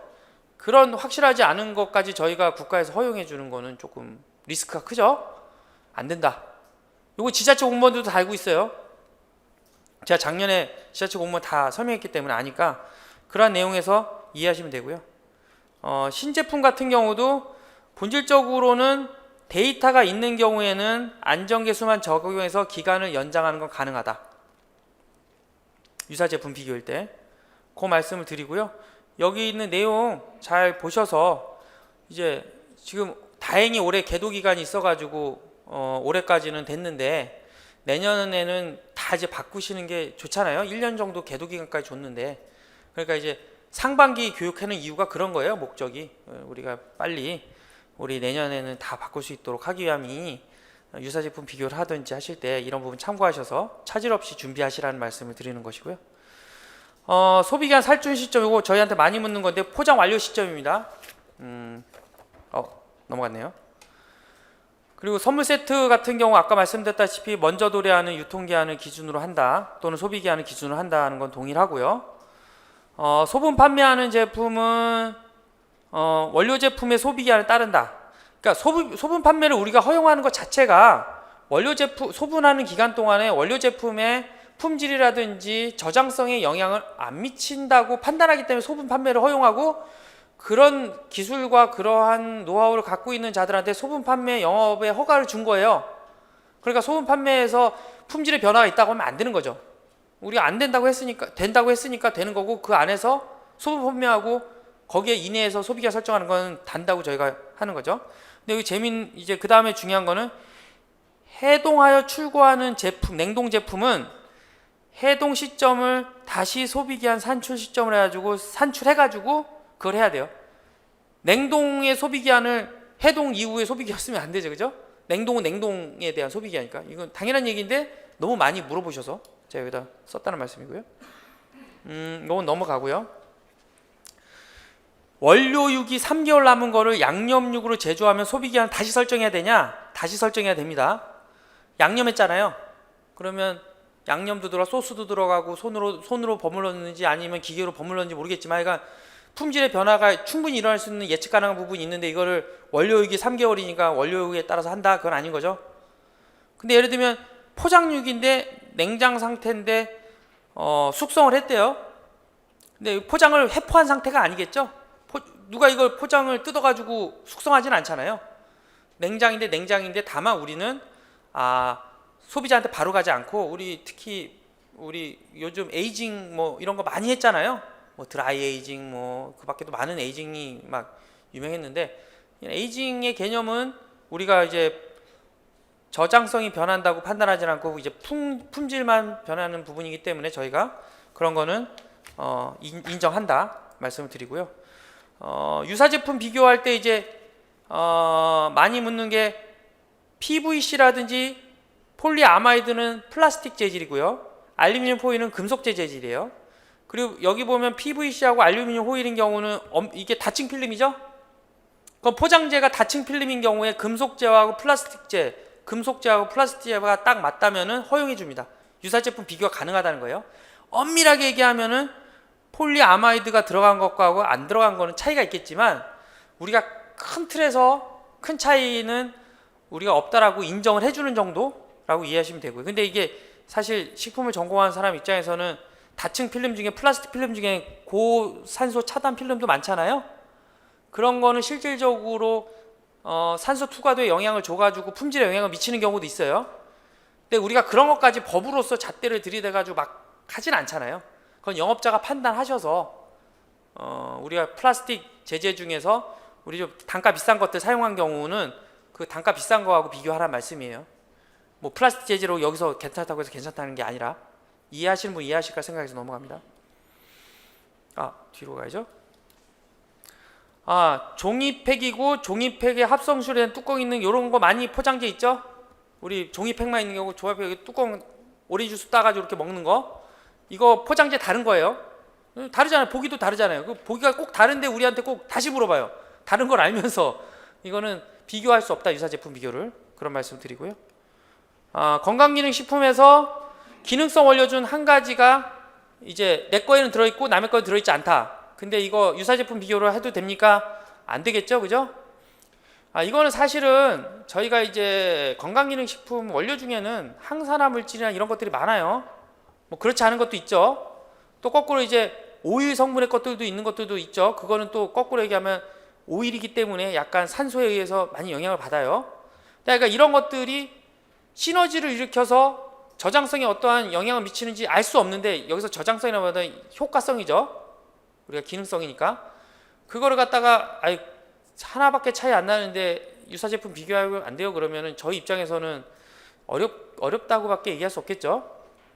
그렇기 때문에 이런 거는 안 된다. 여기 건기 오셨을지 모르겠는데 하여간 많이 물으시는데 안타깝지만 저희가 안 된다는 말씀 드리는 것이고요.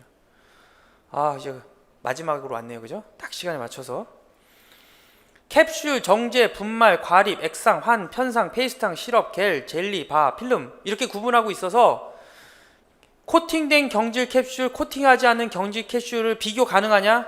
캡슐이니까 비교 가능하다.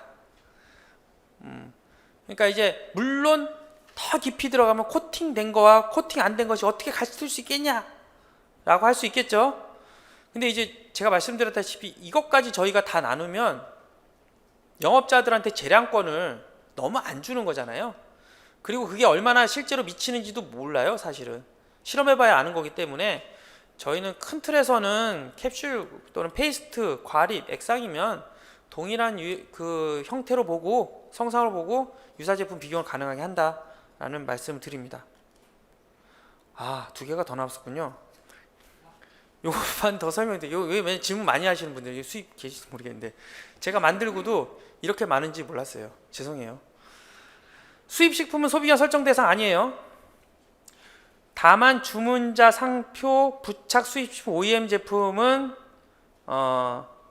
소비기한 설정 대상인데 수입국 제조업체에 정한 소비기한 이내에서 변경하는 경우에는 설정 보고를 해야 되는 거고, 유사제품 비교하려고 하면 동일 제조국의 OEM 제품 업체로 유사제품 비교하는 거 가능하고, 거꾸로 OEM 제품이지만 OEM 수입 제품이지만 동일한 유형과 특성을 갖고 있는 국내 제품하고 비교하는 것도 가능합니다.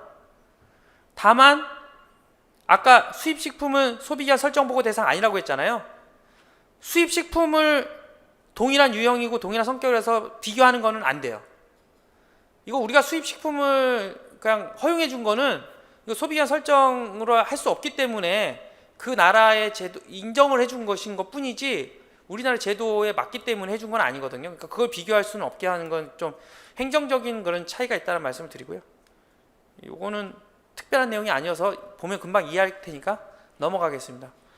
제가 빠듯하게 했는데 하여간 시간이 이렇게 됐네요. 그러니까 이따가 끝나고 좀 상세한 거 질문 더 있으시면 나중에 다시.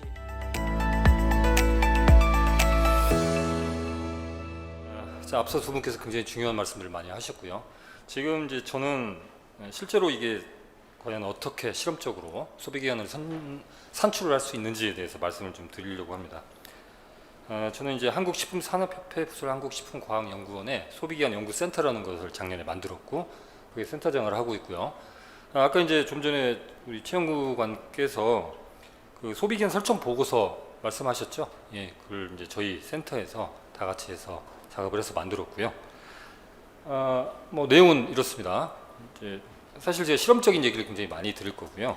네, 이거 말씀드리기 전에 이걸 왜 했는지 많이 궁금하실 거예요. 그래서 잠깐 말씀을 드리면은 작년부터 해가지고 저희가 뭐 식약처의 연구비 지원을 받아서 식약처에서 이제 많은 도움을 주셔가지고 저희가 50여 개 유형에 대해서 작년 한 해 동안 530개 품목을 시료를 모아가지고 소비기한 설정을 위해서 연구를 진행을 했습니다. 그래서 지금 오픈되게 200여 개 되고 지금 아직 실험을 하고 있는 것들도 있고요. 사실 이제 올해도 하고 앞으로 2년, 3년 동안 더 진행을 할 겁니다. 매년 50개 식품 유형에 대해서 소비기한을 저희가 직접 실측과 이제 올해 지나면은 아마 가속 실험도 하게 될 거고요. 그래서 그걸 통해서 소비기한 참고값을 저희가 내놓는 그런 일들을 하고 있습니다. 혹시 들어오실 때 저희 센터 직원 2분이 오셨는데 그 같이 종이 몇 개 드렸을 거예요. 혹시 관심이 있으시면 한번 읽어보시고 저희가 품목들 이제 올해 내년 해가지고 식품 유형들을 정해놨습니다. 어떤 유형들을 할 것인지. 그래서 저희가 시료를 주시면 저희가 소비기한을 실제로 실측을 해서 측정을 해드려요. 그러니 혹시 관심이 있으시면 이따 돌아가실 때 저희한테 말씀을 주시면 저희가 같이 한번 얘기해보고 진행을 하도록 하겠습니다. 실제 내용으로 한번 들어가 보겠습니다. 아까 말씀드렸듯이 저희가 이제 실제 연구를 했던 내용들 그리고 이제 5가지 제가 크게 말씀을 드리면 요 순서대로 제가 연구를 한 거예요. 그래서 품목을 대상 유형을 선정을 하고 50개 유형에 대해서 그리고 품목을 선정하고 거기에 대해서 기본 정보를 저희가 확보를 한 이후에 품질 안전 지표라는 걸 선정을 합니다. 품질 안전 지표라는 것은 과연 얘가 이 식품이 보관하고 있을 때 이제 뭔가 변화가 생길 수 있잖아요. 어떤 변화를 측정을 할 것인지에 대한 항목이죠. 그리고 그 항목을 측정을 해서 그 품질 안전 한계 기준이란 거에 다다랐을 때까지를 측정을 합니다. 그리고 그때 나온 게 바로 품질 안전 한계 기간이고 거기에 저희가 안전 계수를 적용을 해서 비로소 소비기한이 측정이 되는 소비기한이 산출이 되는 거죠. 그래서 이 5가지를 쭉 하게 되는데 이 자세한 내용들은 뒤에서 저희가 설명을 해드리도록 하겠습니다. 제일 중요한 게 품질안전 지표의 선정인데요. 사실 품질안전 지표의 선정을 하기 위해서는 과연 이 식품이 어떤 원재료로 만들어졌는지 그리고 어떤 제조 방법에 의해서 만들어졌는지 그리고 제품의 특성은 무엇인지 등등의 굉장히 여러 가지 고려할 사항들이 많습니다. 예를 들어서 이제 동물성 식품이다, 식물성 식품이다 또는 혼합 원재료를 가지고 이용을 했다 했을 때 각각 이용된 식품의 원료들이 있겠죠. 예를 들어서 동물성 식품이다 하면 이제 동물성 식품 같은 경우에는 단백질이 굉장히 많기 때문에 얘들이 미생물학적인 또는 여러 가지 요인에 의해서 부패가 됐을 때 휘발성 염기 질소라는 게 생성이 되거든요. 그래서 그런 것들을 측정을 하고 또는 뭐 이제 유지를 많이 함유하고 있다, 유탕이나 유철을 했다. 그러면 이제 같이 코팅이 되어 있는 또는 함유하고 있는 여러 가지 식품의 유지 성분들이 산화를 되기 때문에 유지 산화를 측정할 수 있는 산가나 과산화물가 또는 뭐 TBA 밸류나 여러 가지 저희가 지표들을 선정을 하게 됩니다. 또한 제조 방법에 따라서도 혹시 발효를 했다, 유탕을 했다 또는 건조를 했다 하는 경우에는 여러 가지 다음과 같이 품질 안전 지표를 선정을 할 수가 있고요. 그리고 제품의 특성상 얘가 흡습성을 가지고 있다 또는 탄산가스를 주입을 했다 했을 때 이제 품질이 저희가 보관하고 있는 동안에 열화가 되면서 여러 가지 변화가 있을 수 있죠. 수분을 흡습을 할 수도 있고 또 반대로 또 너무 지나치게 건조가 됐다든지 이런 경우가 있을 수 있죠. 그리고 이제 관능적인 것도 굉장히 중요한데요. 특히 이제 겉으로 보이는 것들 또는 겉에 이 곰팡이가 좀 스럽다든지 또는 이취가 난다든지 그런 경우도 굉장히 있죠. 또는 어떤 성분들이 유화가 깨지면서 분리가 되고 어떤 고형분들이 침전이 된다든지 이런 현상들이 벌어질 수가 있습니다. 근데 이런 품질적인 특성들을 저희가 잡아서 지표를 선정을 하게 됩니다. 그리고 이제 실험을 하겠죠. 네. 사실 이제 실험을 하면서 가장 중요한 게 실험 방법인데요. 실험 방법에 따라서 실험 결과의 신뢰도가 결정이 될 수 있기 때문에 실험 방법은 반드시 공정된 시험법을 합니다. 그래서 가장 일본으로 제가 적용하는 게 식품 공전에 있는 시험법이죠. 근데 식품 공전에는 모든 시험법들이 세상에는 모든 시험법들이 들어가 있지 않죠. 우리나라 식품의 안전과 품질을 책임을 지지만은 그렇지 않은 특이한 항목들도 있거든요. 예를 들어서 TBA 밸류나 이런 것들이 이제 각종의 식품에 따라서 비교는 할 수 없고 식품 내에서만 비교를 할 수 있는 그런 특징적인 그런 것들이 있기 때문에 이런 것들은 이제 우리나라에 있지 않은 그 AOAC나 AOCS 같은 전 세계적으로 인정받은 그런 공정된 시험법 이런 것들을 기준으로 해서 실험을 합니다. 그리고 품질 안전 한계 기준이란 건 한마디로 얘가 어디까지 도달을 했을 때 우리가 얘들 컷오프를 할 것이냐 하는 그 기준을 얘기를 합니다. 이런 기준들도 사실은 이제 가장 손쉬운 건 법규에 나와 있는 거죠. 여기까지는 우리가 허용을 할 수가 있다. 품질은 여기까지 다다랐을 때는 우리가 허용을 할 수 있다라는 게 바로 품질 안전 한계 기준입니다. 근데 지표가 항상 식품 공정에 나오면 규격하고 일치하지 않거든요. 그런 경우에는 각종의 이제 국제 식품 규격, 코덱스라고 알려져 있는 이런 데서 제시하는 거, 또는 외국의 다른 나라, 미국이든 일본이든 EU든 이런 데 나와 있는 규격들, 또는 이제 여러 가지 연구자분들께서 연구한 논문들, 이런 것들을 참고하는 경우도 있습니다. 그리고 이제 사실은 저희가 계속 저장 실험을 하게 되거든요. 특정 온도에서, 얘가 냉장인지 냉동인지 상온인지 실온인지에 따라서 특정 온도에서 굉장히 긴 기간 동안 저장을 하면서 저희가 실험을 하게 되는데, 요건 이제 뒤에 또 온도라든지 뭐 실험한 주기는 있으니 설명을 해드리겠습니다. 이 두 가지 마찬가지 저희가 뒤에 설명을 해드리겠습니다. 그래서 이제 식품위생별 품질안전 지표의 예시입니다. 꼭 이게 이제 바이블은 아니고요. 법에 나와 있는 것도 아니고, 기본적으로 이런 것들을 할 수 있다. 그런데 지금 제조하시는 분들, 업계 종사를 하고 계신 분들이기 때문에 일반적으로는 이렇게 하나 제품의 특성에 따라서는 더하기 할 수도 있고 빠질 수도 있습니다. 왜냐하면 제품의 특성은 사실은 제조하시는 분들이 가장 잘 알죠. 그런 분들이 판단하셔야 되는 거죠. 저희는 이제 그래서 솔직히 이 연구를 진행을 하면서 애로사항 중에 하나가, 첫 번째는 제품을 구하는 게 어려웠고, 두 번째는 제품의 정보를 획득하는 게 되게 어렵거든요. 저희가 상세하게 어떤 인그레디언트가 있다? 사실 그런 건 잘 주시지만, 근데 제조 방법도 굉장히 중요해요. 아까 안전기술을 산출을 할 때 제조 방법에 있는 특성들이 굉장히 중요합니다. 그래서 그런 것들을 상당히 고려를 하고, 여러 가지를 고려를 해서 다음과 같은 이런 지표들이 선정이 될 수 있을 거고요. 이건 여러분들 아마 그 자료에 다 있을 거니까 이걸 참고로 하시면 될 것 같습니다. 그리고 이제 저희가 이건 여러분들이 만약에 실제로 실측을 통해서 소비기한을 산출을 하신다고 했을 때 이런 것들은 앞에서는 안 하셔도 돼요. 근데 저희는 이제 제품에 대한 신뢰도를 확보를 해야 되기 때문에 가장 처음에 저희가 미생물 실험에 대한 기본 항목들, 특히 이 병원성 미생물들 있죠. 황색포도상 구기준이라든지 또는 비브리오, 또 오일오칠, 이런 것들을 저희가 기본적으로 다 실험을 했거든요. 이런 것들이 나오면 안 되니까요. 그리고 음료류 같은 경우에 이건 저희가 실제로 한 거에 대한 예시를 지금 말씀드리는 겁니다. 특히 이제 유산균이 함유된 제품 같은 경우에는 유산균을 또 항목을 추가를 해서 했고요. 또 만약에 멸균이 했다, 그러면 유산균이나 대장균 애들은 이제 나올 리가 없죠. 또 앞서서 병원성 미생물에 대한 저희가 분석을 실시를 하니까요. 그리고 이제 이화학 실험에 대해서는 기본적으로 저희가 그 pH하고 수분 활성도는 반드시 측정을 합니다. 이게 pH하고 수분 활성도가 미생물의 생육이라든지 또는 이제 화학적 반응에 있어서 굉장한 영향을 미치기 때문에 이런 애들이 이제 안전기술 산출에 굉장히 중요한 역할들을 하거든요. 이런 것들을 산출을 하고요. 특히 이제 수산가공식품 같은 경우에도 기본적으로 유탕을 했을 경우에는 산가를 측정을 하게 되고, 식육 같은 경우에는 아까 제가 잠깐 말씀드렸던 휘발성 염기 질소도 측정을 해서 이 제품의 초기에 그 신선도가 어느 정도 되는지, 그러니까 0%에서 스타트 값에서 과연 어느 정도 되는지를 저희가 좀 알아봤죠.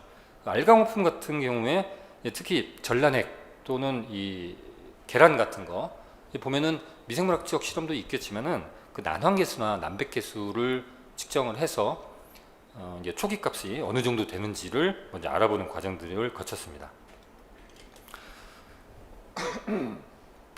근데 이제 아까 이제 제가 말씀드린 건 품질 안전 지표 설정하는 거, 그리고 품질 안전 지표의 한계 기준을 어떻게 설정하는 거, 이 두 가지를 말씀을 드렸는데, 과연 그러면 이 품질 안전 한계 기간을 도출할 때 어떤 실험의 기간을 설정을 하고, 또 언제 꺼내 가지고 얘를 실험을 해야 되고, 또 언제 실험을 멈춰야 되는지에 대한 얘기거든요.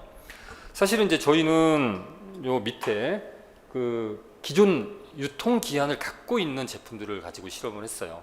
그래서 기존 유통 기한을 100%라고 했을 때 제일 초기에 0타임에서 얘들의 품질 지표에 대해서 전부 다 실험을 하죠. 물론 그 전에 기본 항목들은 다 실험을 하고요. 0에서 실험을 하고 기존 유통 기한의 100%에서 75% 되는 지점에서 한번 지표에 대한 실험을 합니다. 그리고 유통기한에 100%에서 실험을 하고 이제 문제가 없으면 여기에서 점차 기간이 늘어나죠. 125%, 150% 해서 200%까지. 저희가 이제 사실은 보관을 굉장히 오래 하면 좋을 텐데 뭐 공간의 한계나 뭐 이런 것들이 있기 때문에 그렇게까지 길게는 하지 못하고요. 최대 한도를 200%까지만 했습니다. 근데 이제 제가 실험을 하고 보니 특정 식품 유형, 특정 식품의 경우에는 200%를 넘어가는 애들도 있어요. 굉장히 살균이 잘 됐든지 보관 상태가 좋다든지 뭐 이런 것들은 200%까지도 넘어갑니다. 근데 만약에 신규 제품 같은 경우에는 알 수 없죠. 얘가 어느 정도 소비 기한이 될지 알 수가 없습니다. 이건 저희도 아직 안 해봤으니까. 그래서 예상 소비 기한이란 걸 먼저 선정을 하셔야 돼요. 그리고 유통기한이 기존에 없기 때문에 25%, 50%, 25%는 좀 과한 것 같고 50% 정도부터는 실험을 하시는 게 좋죠. 그래서 25%의 간격 또는 20%의 간격으로 꺼내서 지표에 대한 실험을 하시면 되는 거예요. 자, 그런데 언제 끝나느냐? 품질 안전 지표가 이 품질 안전 한계 기준을 넘은 시점에서 자, 지표가 1개가 될 수도 있고 2개가 될 수도 있고 3개가 될 수도 있죠. 단 1개라도 지표가 넘으면은 거기에서 실험이 끝나는 겁니다. 그리고 뒤에 설명이 되겠지만은 자, 예를 들어서 150% 지점에서 품질 안전 한계 기준을 어느 한 항목이라도 초과를 했다 하면은 품질 안전 한계 기간은 125%로 설정이 되는 겁니다. 자, 근데 과연 어떻게 저장을 하게 되느냐? 우리나라 식품공정원에서는 식품의 유통하는 온도가 4가지로 되어 있죠. 그래서 상온 유통 제품, 실온 유통 제품, 또 냉장, 냉동 이렇게 되어 있습니다. 상온 유통 같은 경우에 기본 유통 온도가 25도, 그리고 실온 같은 경우에 35도, 그리고 냉장 유통에서 10도 이하로 되어 있죠. 그 냉동 같은 경우는 15도로, 영하 18도로 되어 있습니다. 그래서 이런 유통 온도는 실제 제품의 유통과 보관 온도, 요걸 하나를 반드시 설정을 해야 되고요. 그리고 비교 온도에서 비교 온도라고 해서 실제 유통되는 또는 보관되는 온도에서 서로 다른 온도를 하나를 더 설정을 합니다. 이건 이제 과연 이 제품이 어느 정도 열에 대한 안전성이 아니고 안정성을 갖고 있는지를 보기 위해서 하는 겁니다. 그래서 이렇게 보통 2가지 온도를 저희가 설정을 했고요. 단 이제 냉장 같은 경우에는 10도에서 보관을 하게 되고요. 그리고 이제 이탈을 할 수가 있잖아요, 온도를. 그래서 15도를 하나 하고, 요새 이제 또 하나가 뭐 조금 다른 이슈긴 한데, 냉장 온도를 조금 낮춰야 되지 않느냐 하는 그런 많은 얘기들이 있거든요. 그래서 저희가 영상 5도도 같이 설정을 해서 냉장의 경우에 3가지 온도를 가지고 진행을 해봤습니다. 뭐 설정된 지표의 실험 방법들은 다음과 같이 이렇게 실험 방법들을 저희가 거의 대부분 이제 그 식품공정위에 나와 있는 방법들을 많이 이용을 했고요. 아까 제가 잠깐 말씀드렸던 TBA 같은 경우에는 우리나라 식품공정위는 없죠. 그래서 AOAC라는 미국에 있는 분석화학회에서 나온 공정시험법이에요. 전 세계적으로 굉장히 권위 있는 그런 시험법입니다. 그래서 얘를 참고를 해서 저희가 진행을 했고요. 사실 이제 저희가 실제로 이제 한 530개 품목을 전부 제조하시는 분들한테 부탁을 해가지고 전부 다 구해왔어요. 그리고 굉장히 힘들었죠. 그래서 시료를 채취를 해오면 첫 번째로 이제 언제 만들지는 모르잖아요. 그래서 그분들한테 얘기를 듣고 생산 일정 얘기 듣고 저희가 언제 찾아뵙겠다 얘기하고 그날 완전히 포장된 상태, 그러니까 바로 시장에 나가야 되는 그 상태로 인수를 받습니다. 인수를 받고 뭐 소리도 주고 해서 과연 이제 실험하는 개수가 몇 개가 필요하냐, 이것도 굉장히 중요하잖아요. 아까 온도 2개 말씀드렸고 실험 주기는 최소한 7포인트를 하게 돼요. 그러면 근데 실험의 반복수는 반드시 3반복을 합니다. 그래야지 통계적으로 유의성이 있기 때문에. 그래서 그걸 고려를 해가지고 저희가 실험 수량의 120%를 시료를 확보를 해요. 그 개수가 대략적으로 한 80여 개쯤 됩니다. 그러니까 완포장된 완제품으로서 80개 정도가 필요해요. 그러니까 뭐 제품 자체가 굉장히 작으면 괜찮은데 요tom하게 큰 애들이 있거든요. 그런 애들이 이제 보관하는데 굉장히 많은 그 공간이 필요하게 되죠. 그것 때문에 지금 많이 애먹었는데요. 그리고 이제 운송도 문제인데 당일 생산된 제품을 저희가 최대한 그 유통하는 조건에 맞춰서 4시간 내에 저희 연구원으로 도착하게끔 합니다. 저희 연구원이 이제 저 인덕원 근처에 있거든요. 그래서 지방에 있는 경우에는 최대한 그 전날 가든지 해서 엄청 조심히 엄청 빠르게 올라옵니다. 그래서 4시간 내에 도착을 해서 곧바로 실험을 해요. 그리고 이제 저희 내부적으로 있는 뭐 전산 시스템에 등록도 하고 이런 과정을 거치게 됩니다. 자, 그래서 이게 정말 중요한데 사실은 제품의 정보를 획득하는 게 아까 말씀드렸듯이 굉장히 중요합니다. 만약에 뭐 제조하시는 분들이야 굉장히 잘 알고 있는 내용들이죠. 그래서 뭐 기본적으로 제품을 어떻게 보관되고 유통되는지, 그리고 제품의 원재료가 뭔지, 또 이게 뭐 단순히 식물성 원료냐 동물성 원료냐 혼합 원료냐 이런 것도 중요하지만은 안에 크림이 들어가 있느냐 또는 뭐 다른 특이한 성분들이 들어가 있느냐, 근데 그런 것들이 굉장히 중요하거든요. 그런 것들, 또 포장 재질도 굉장히 중요합니다. 얘가 뭐 폴리에틸렌이냐 프로필렌이냐, 또 아니면 뭐 라미네이션이라 그래서 다층 포장이 되어 있느냐, 뭐 또 유리병으로 되어 있느냐 캔이 있느냐에 따라서 안전기술을 산출하는 적용하는 게 조금씩 달라질 수 있거든요. 근데 포장 방법도 문제예요. 일반 포장이라고 하는 것은 흔히 말하는 이제 공기가 유통할 수 있는 뭐 종이로 이렇게 랩핑을 한다든지 이런 포장을 얘기를 하고요. 밀봉 포장이라고 하는 것은 이제 공기 유통이 잘 되지 않도록 완벽하게 실링이 되어 있는 그런 포장을 얘기하고요. 진공이라고 하는 건 이제 공기를 다 빼는 거죠. 그리고 치환이라고 하는 것은 안에 들어있는 내용물을 보호하기 위해서 뭐 질소 같은 걸로 기존의 공기하고 이렇게 바꿔놓는 그런 포장을 얘기를 하죠. 그리고 이제 가끔 이제 요새는 탈습제나 탈산소제, 뭐 탈취제 이런 것들 이 뚜껑이나 리드지에 이렇게 붙여놓는 경우 있잖아요. 이런 것도 사실은 소비기한에 영향을 미칩니다. 탈산소제나 탈습제 같은 건 반드시 영향을 미칩니다. 그래서 그런 것들. 그리고 이제 정말 중요한 게 제조 공정이에요. 사실은 이제 살균하는 방법도 굉장히 많죠. 멸균하는 방법도 굉장히 많고. 근데 음료 같은 경우는 뭐 열에 의한 살균이나 이런 것들 잘 못하는 경우가 있으니까, 고온이나 어떤 경우에 고압이나 이런 것들로 살균하는 경우가 있습니다. 그런 살균하는 방법에 따라서도 상당히 차이가 날 수 있죠. 그 제조하는 공정도 유탕이 되어 있느냐, 뭐 유처리가 되어 있는지 이런 여부들, 또 기타 필요한 정보도 굉장히 많고, 그리고 이제 기본 실험 항목으로 아까 말씀드렸던 수분 활성도 저희가 이제 반드시 이건 측정을 합니다. 왜냐하면 미생물이 자라는 게 수분 활성도 0.97 정도면 굉장히 잘 자라거든요. 그 뭐 특히 세균 같은 경우에, 물론 효모 같은 경우에 0.8 이상 0.9 이 정도에서 가끔 자라긴 하지만은, 근데 pH도 굉장히 중요한 역할을 하고요. 그래서 제가 이제 말씀드렸던 여러 가지 요런 애들을 가지고 안전계수 산출을 하는데 굉장히 중요한 정보로서 이용이 됩니다. 그리고 뭐 이건 넘어가도록 하고요. 실험 결과 부분에서는 이제 제가 그 실제 제품들 몇 가지 여러분들한테 예로 보여드릴 거고요. 기본 항목들은 이제 다음과 같이 살모넬라부터 뭐 이렇게 여러 가지 친구들을 분석을 하게 됩니다. 이게 제가 예시로 이제 제품들을 보여드릴 건데요.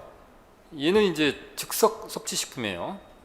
그리고 이제 원재료명은 다음과 같고, 제조 가공 공정도 뭐 원료가 들어오면 보관을 하고 있다가 해동하고 전처리하고 또 가열하고 또 취반도 하고 냉각해서 포장하는 그런 순서를 갖습니다. 포장 필름은 이제 폴리프로필렌으로 되어 있고, 밀봉 포장이 되어 있고, 냉장으로 되어 있는 제품입니다. 얘는 저희가 이제 여러 가지를 고려를 해서 다음과 같이 품질 지표를 잡았어요. 품질 지표를 세균수, 대장균, 황색 포도당구균, 바실러스 세라우스, 또 관능. 관능 같은 경우에는요, 사실 이제 외관적으로 또 이치가 생기면 안 되고 곰팡이도 발생되지 않고 하는 지표를 갖고 있는데, 혹시나 직접 실험을 하시다가 먹어보시는 건 절대 안 됩니다. 관능은 그냥 눈으로 보고 냄새 맡고 끝내십시오. 먹는 건 안 됩니다. 어떤 일이 벌어질지 모르기 때문에 먹는 건 절대 하시면 안 돼요. 자, 이제 지표를 보시면 저희가 이제 툭 실험한 결과들인데요. 여기가 이제 저희가 잡은 품질 안전 한계 기준이에요. 이 기준에 초과하지 않는 지점을 저희가 초과하는 지점을 찾는 게 바로 저희 실험의 목적인 거예요. 그래서 보시면 이제 그 대장균 같은 경우에는 뭐 애시당초 0부터 제가 200%까지 계속 나오지 않았죠. 저희가 이제 온도 조건을 아까 냉장은 3개를 잡는다고 그랬잖아요. 5도, 10도, 15도. 근데 실험 결과를 보시면은 이제 15도에 저희 실험군에서는 100% 지점에서 한계값을 초과를 했죠. 그리고 여기 보시면은 10도에 저희가 이제 메인으로 유통온도라고 하는 10도에서는 저희 한계 기준을 초과를 했습니다. 그리고 5도에서는 거의 200도씨에서 이 한계 기준에 근접을 했습니다. 넘지는 않았고요. 그래서 보시면은 쭉 제가 설명을 뒤에 다시 설명을 드릴게요. 여기 황색 포도당 구균이라든지 바실러스 세로스 같은 경우에도 이제 계속해서 나오지 않았고요. 자, 얘는 이제 관능 평가를 한 건데요. 사실 이쪽 부분에서는 아까 그 온도 이탈 온도 10도씨, 15도씨에서는 벌써 175%하고 100%에서 이제 품질 안전 한계 기준을 초과를 했잖아요. 그럼 모든 실험이 끝나기 때문에 저희가 관능도 보지 않았습니다. 그래서 결과적으로 봤을 때 10도씨에서의 경우에 품질 안전 한계 기준은 175%에서 초과를 했고 15도씨의 경우에는 100%에서 초과를 했죠. 근데 중요한 건 이제 유통온도이기 때문에 제가 유통온도를 고려해서 직전 시점인 175%의 직전 시점인 150%에서 저희가 품질 안전 한계 기간이 도출이 된 거예요. 도출이 된 거고, 그리고 안전 계수는 이제 다음과 같은 이런 정보들을 토대로 0.69로 계산이 됐습니다. 그래서 품질 안전 한계 기간 72시간에 안전계수 0.69를 곱해서 49시간의 소비기한이 산출돼서 나온 거죠. 자, 두 번째로 이제 김치 속입니다. 김치 속은 뭐 이런 원재료가 되어 있고요. 얘는 이제 원료로 가져서 세척하고 가공하고 다시 절임, 절단, 또 혼합 이런 공정을 가지는데 또 역시 이제 PP 포장재를 이용해서 일반 포장을 했고 유통온도, 보존온도 10도씨 제품입니다. 얘는 사실 실험은 유산균수, 대장균군, 바실러스 세로스, pH, 산도, 관능 이 6가지를 진행을 했는데 품질안전 지표는 대장균군, 바실러스 세로스, 산도, 관능 이 4가지를 봤습니다. 이 pH하고 유산균수는 저희가 사실은 이 품질이 지나면서 어떻게 변하는지 좀 궁금해서 같이 본 거예요. 얘가 지표는 아닙니다. 자, 대장균을 봤을 때 사실은 대장균이 얘는 안 나올 수가 없거든요. 이 자연에 상지하고 있는 천연의 원료로 만들기 때문에 또 살균이나 이런 공정하지 않잖아요. 아무리 세척을 해도 남아있을 수 있기 때문에 나오죠. 근데 발효가 되면서 이제 유산균이 많이 자라고 또 산도가 증가하고 pH가 떨어지면서 대장균은 당연히 이제 밑으로 떨어지거든요. 근데 미생물도 마찬가지로 초기에 좀 적었다가 발효가 되면서 상당 부분 올라갔다가 이제 나중에 발효의 후반부로 가면서 떨어지는 게 일반적인 상황이에요. 얘들은 교과서에도 나와 있는 내용입니다. 자, 그런데 이제 바실러스 세로스도 마찬가지로 이제 산도가 높아지면서 잘 자라지 못하니 얘는 계속해서 0으로 확인이 되어 있고요. 자, 그리고 이제 pH 같은 경우에는 당연히 발효가 되면서 pH는 떨어지기 마련이죠. pH는 떨어지고요. 산도 같은 경우에 저희가 해보니 15도씨에서는 이제 125%에서 벌써 이 한계 기준을 초과를 했고, 자 10도씨에서는 200%에 되었을 때 한계 기준을 초과를 했습니다. 마찬가지 말씀으로 넘어가고요. 자, 그래서 10도씨인 경우에는 200%, 15도씨인 경우에는 125%에서 품질 안전 한계 기준을 초과를 했죠. 그래서 저희가 이제 유통온도를 고려를 해서 품질 안전 한계 기간을 요 200%의 바로 직전 단기인 175%로 저희가 계산을 해냈습니다.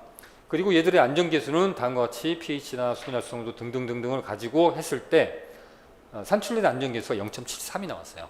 그래서 얘를 적용을 해서 최종적으로 소비기한이 설정이 된 건 18일로 설정이 되었습니다. 두 번째로는 떡류예요. 얘는 이제 이런 원재료 그리고 이런 가공 공정을 갖고 있고 일반 포장이 되어 있고 얘는 실온 유통 제품입니다. 얘들은 이제 품질 지표를 세균수, 대장균, 수분 그리고 관능 이 4가지를 품질 지표로 저희가 진행을 했고요. 세균수 대장균 같은 경우에 보면 세균수 같은 경우에도 25도, 35도씨에서 저희가 200%까지 갔었을 때도 이 품질 안전 한계 리밋을 넘어가지를 않았죠. 그리고 이제 대장균은 내시상도 처음부터 없었고 끝까지 보이지는 않았습니다. 그리고 이제 수분도 마찬가지로 175%를 넘어가면서 쭉 상승을 했지만은 200% 왔을 때도 요 크리티컬 리밋을 넘지는 않았습니다.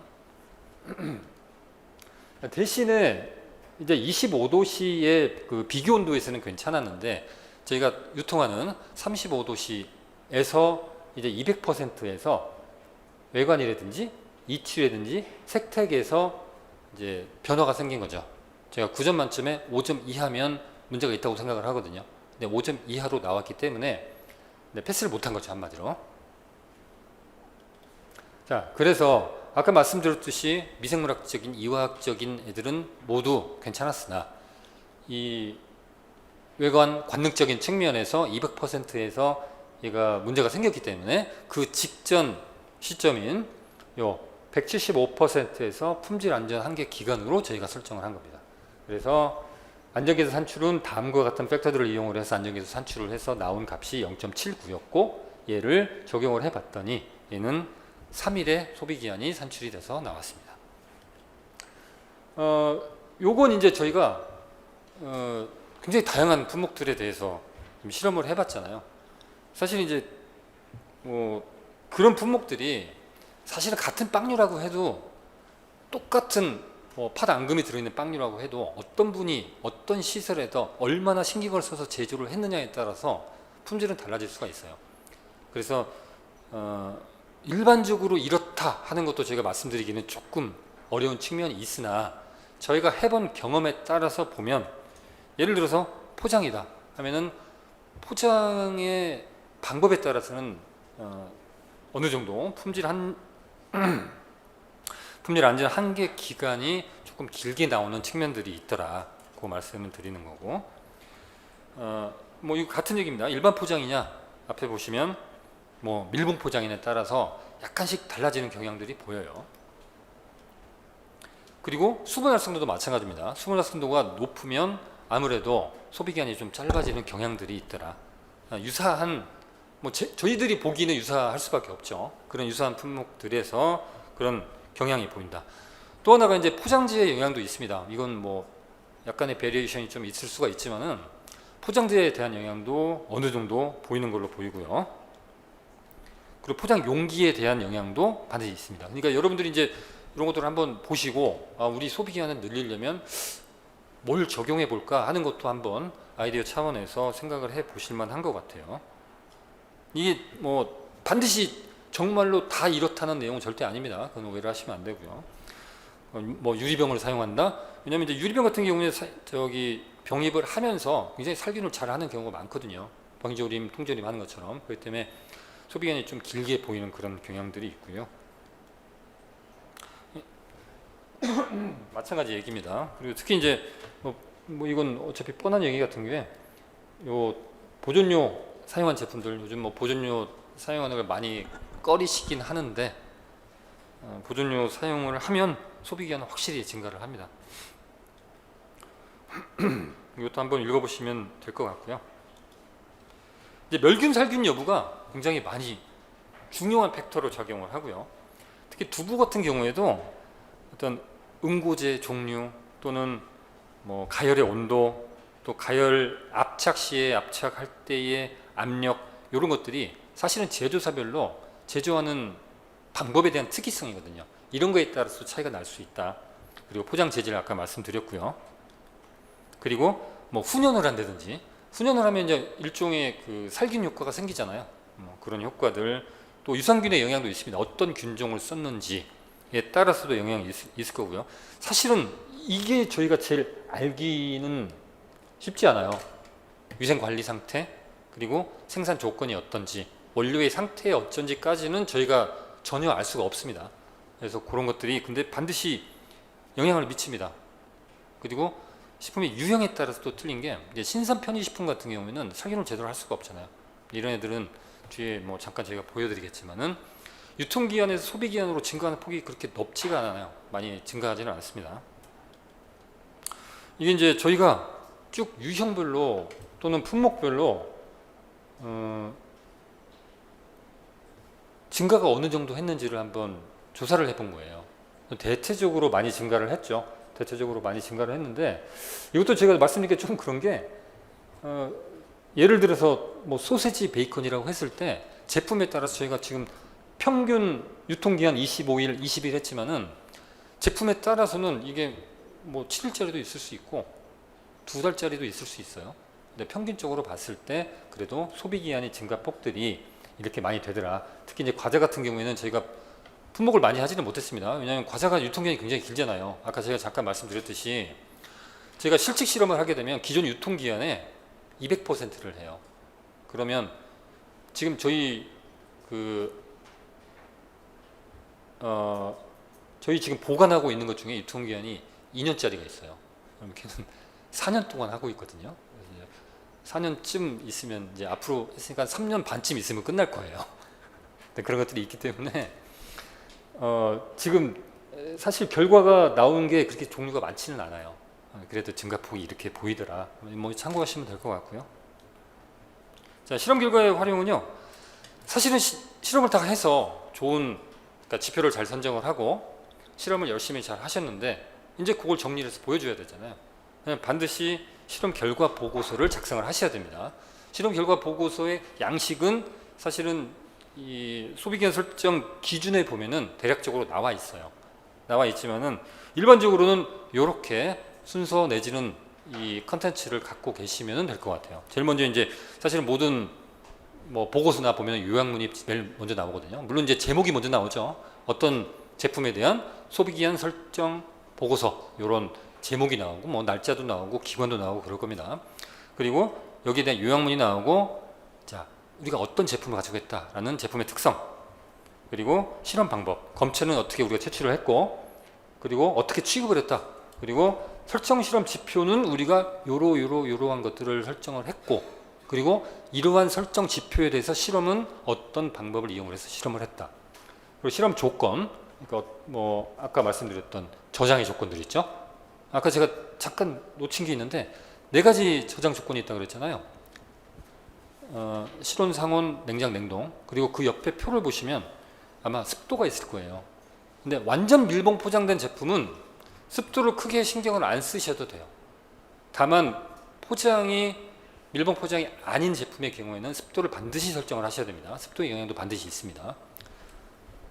그리고 이제 품질 안전 한계의 설정 기준은 내가 어떻게 설정을 했다. 그리고 실험 결과, 뭐 특히 크게 4가지 미생물학적, 이화학적에는 물리적, 화학적들이 다 들어가는 거죠. 그리고 관능적 변화, 그리고 초기의 품질 특성은 어땠는지에 대한 실험 결과들을 전부 하신 다음에 나중에 설정 결과로서 어떻게 품질 안전 한계 기간이 이런 위에 있는 결과를 통해서 어떻게 설정이 됐다. 예를 들어서 200%까지 내가 실험을 했는데 잘 안 돼 있으니 200%에서 얘가 품질 안전 한계 기준을 넘었으니 품질 안전 한계 기간은 175%다. 그리고 여기에 우리가 적용했던 안전 계수는 어떻게 산출이 됐고 안전 계수는 몇이다 해서 최종적으로 소비기한 설정 결과가 몇 나왔다. 그리고 이제 가장 중요한 게 사람들이 많이 까먹는데 참고 자료가 굉장히 중요해요. 저 혼자 이걸 개발을 해서 만든 게 아니잖아요. 다른 훌륭하신 분들이 먼저 해놓은 것들을 가지고 참고를 했기 때문에 이런 참고 자료들을 반드시 명시를 해 주셔야 됩니다. 그리고 이제 아까 우리 최원영 연구관님께서 말씀을 하셨듯이 이 식품 유형별 소비기한 설정 보고서가 식품안전나라의 누리집, 그리고 저희 식품산업협회의 누리집에 이렇게 올라가 있습니다. 이걸 한번 보시면은 참고가 많이 되실 걸로 생각을 하고요. 저희 센터가 이제 작년에 요 연구를 하기 위해서 오직 이 소비기한을 산출하기 위해서 기소를 했습니다. 그래서 뭐 이런 일들을 하고 있습니다. 그래서 저희 인도권 옆에 포일동, 의왕시 포일동에 있고요. 저희 연구 바로 옆에 있습니다. 그리고 인원이 한 50명 가까이 돼요. 물론 겸직을 하고 있는 사람도 있지만 저도 물론 겸직을 하고 있습니다. 항우낭습을 어디서 하느냐 굉장히 궁금하실 텐데 항온항습을 할 수 있는 장치가 있어요. 그래서 저희가 아예 항온항습실을 만들어서 이게 이제 항온항습기인데요. 이런 것들 쭉 사서 하고 있습니다. 이게 뭐 온도 잘 맞는 냉장고라고 보시면 됩니다. 대당 1,000만 원쯤 합니다. 그리고 이제 축이 이제 그 위생하고 품질이 사실은 미생물하고 굉장히 많이 연관이 되어 있거든요. 물론 이화학적인 것들도 중요하지만 저희가 미생물 실험실도 요 전용으로 따로 해서 만들었고요. 아까 이제 앞에서 많이 언급을 하셨지만은 이 콜센터를 운영을 하고 있습니다. 그래서 콜센터를 운영을 하고 있으니까 아마 궁금하신 거 있으시면 전화를 주시면 굉장히 친절하게 잘 하실 거고요. 저희 연구원은 따로 여기 제 연락처를 해뒀고요. 실험에 관련돼서 궁금한 거 있으시면 전화를 주시고, 저희 연구원 전화번호는 02로 시작을 하거든요. 070이에요. 그래서 전화를 잘 안 받으십니다. 이상한 전화인 줄 알고. 혹시나 뭐 그래도 요 전화번호면 꼭 좀 받아주십시오. 네, 여기까지 제가 준비한 거 다 했고요. 네, 감사합니다.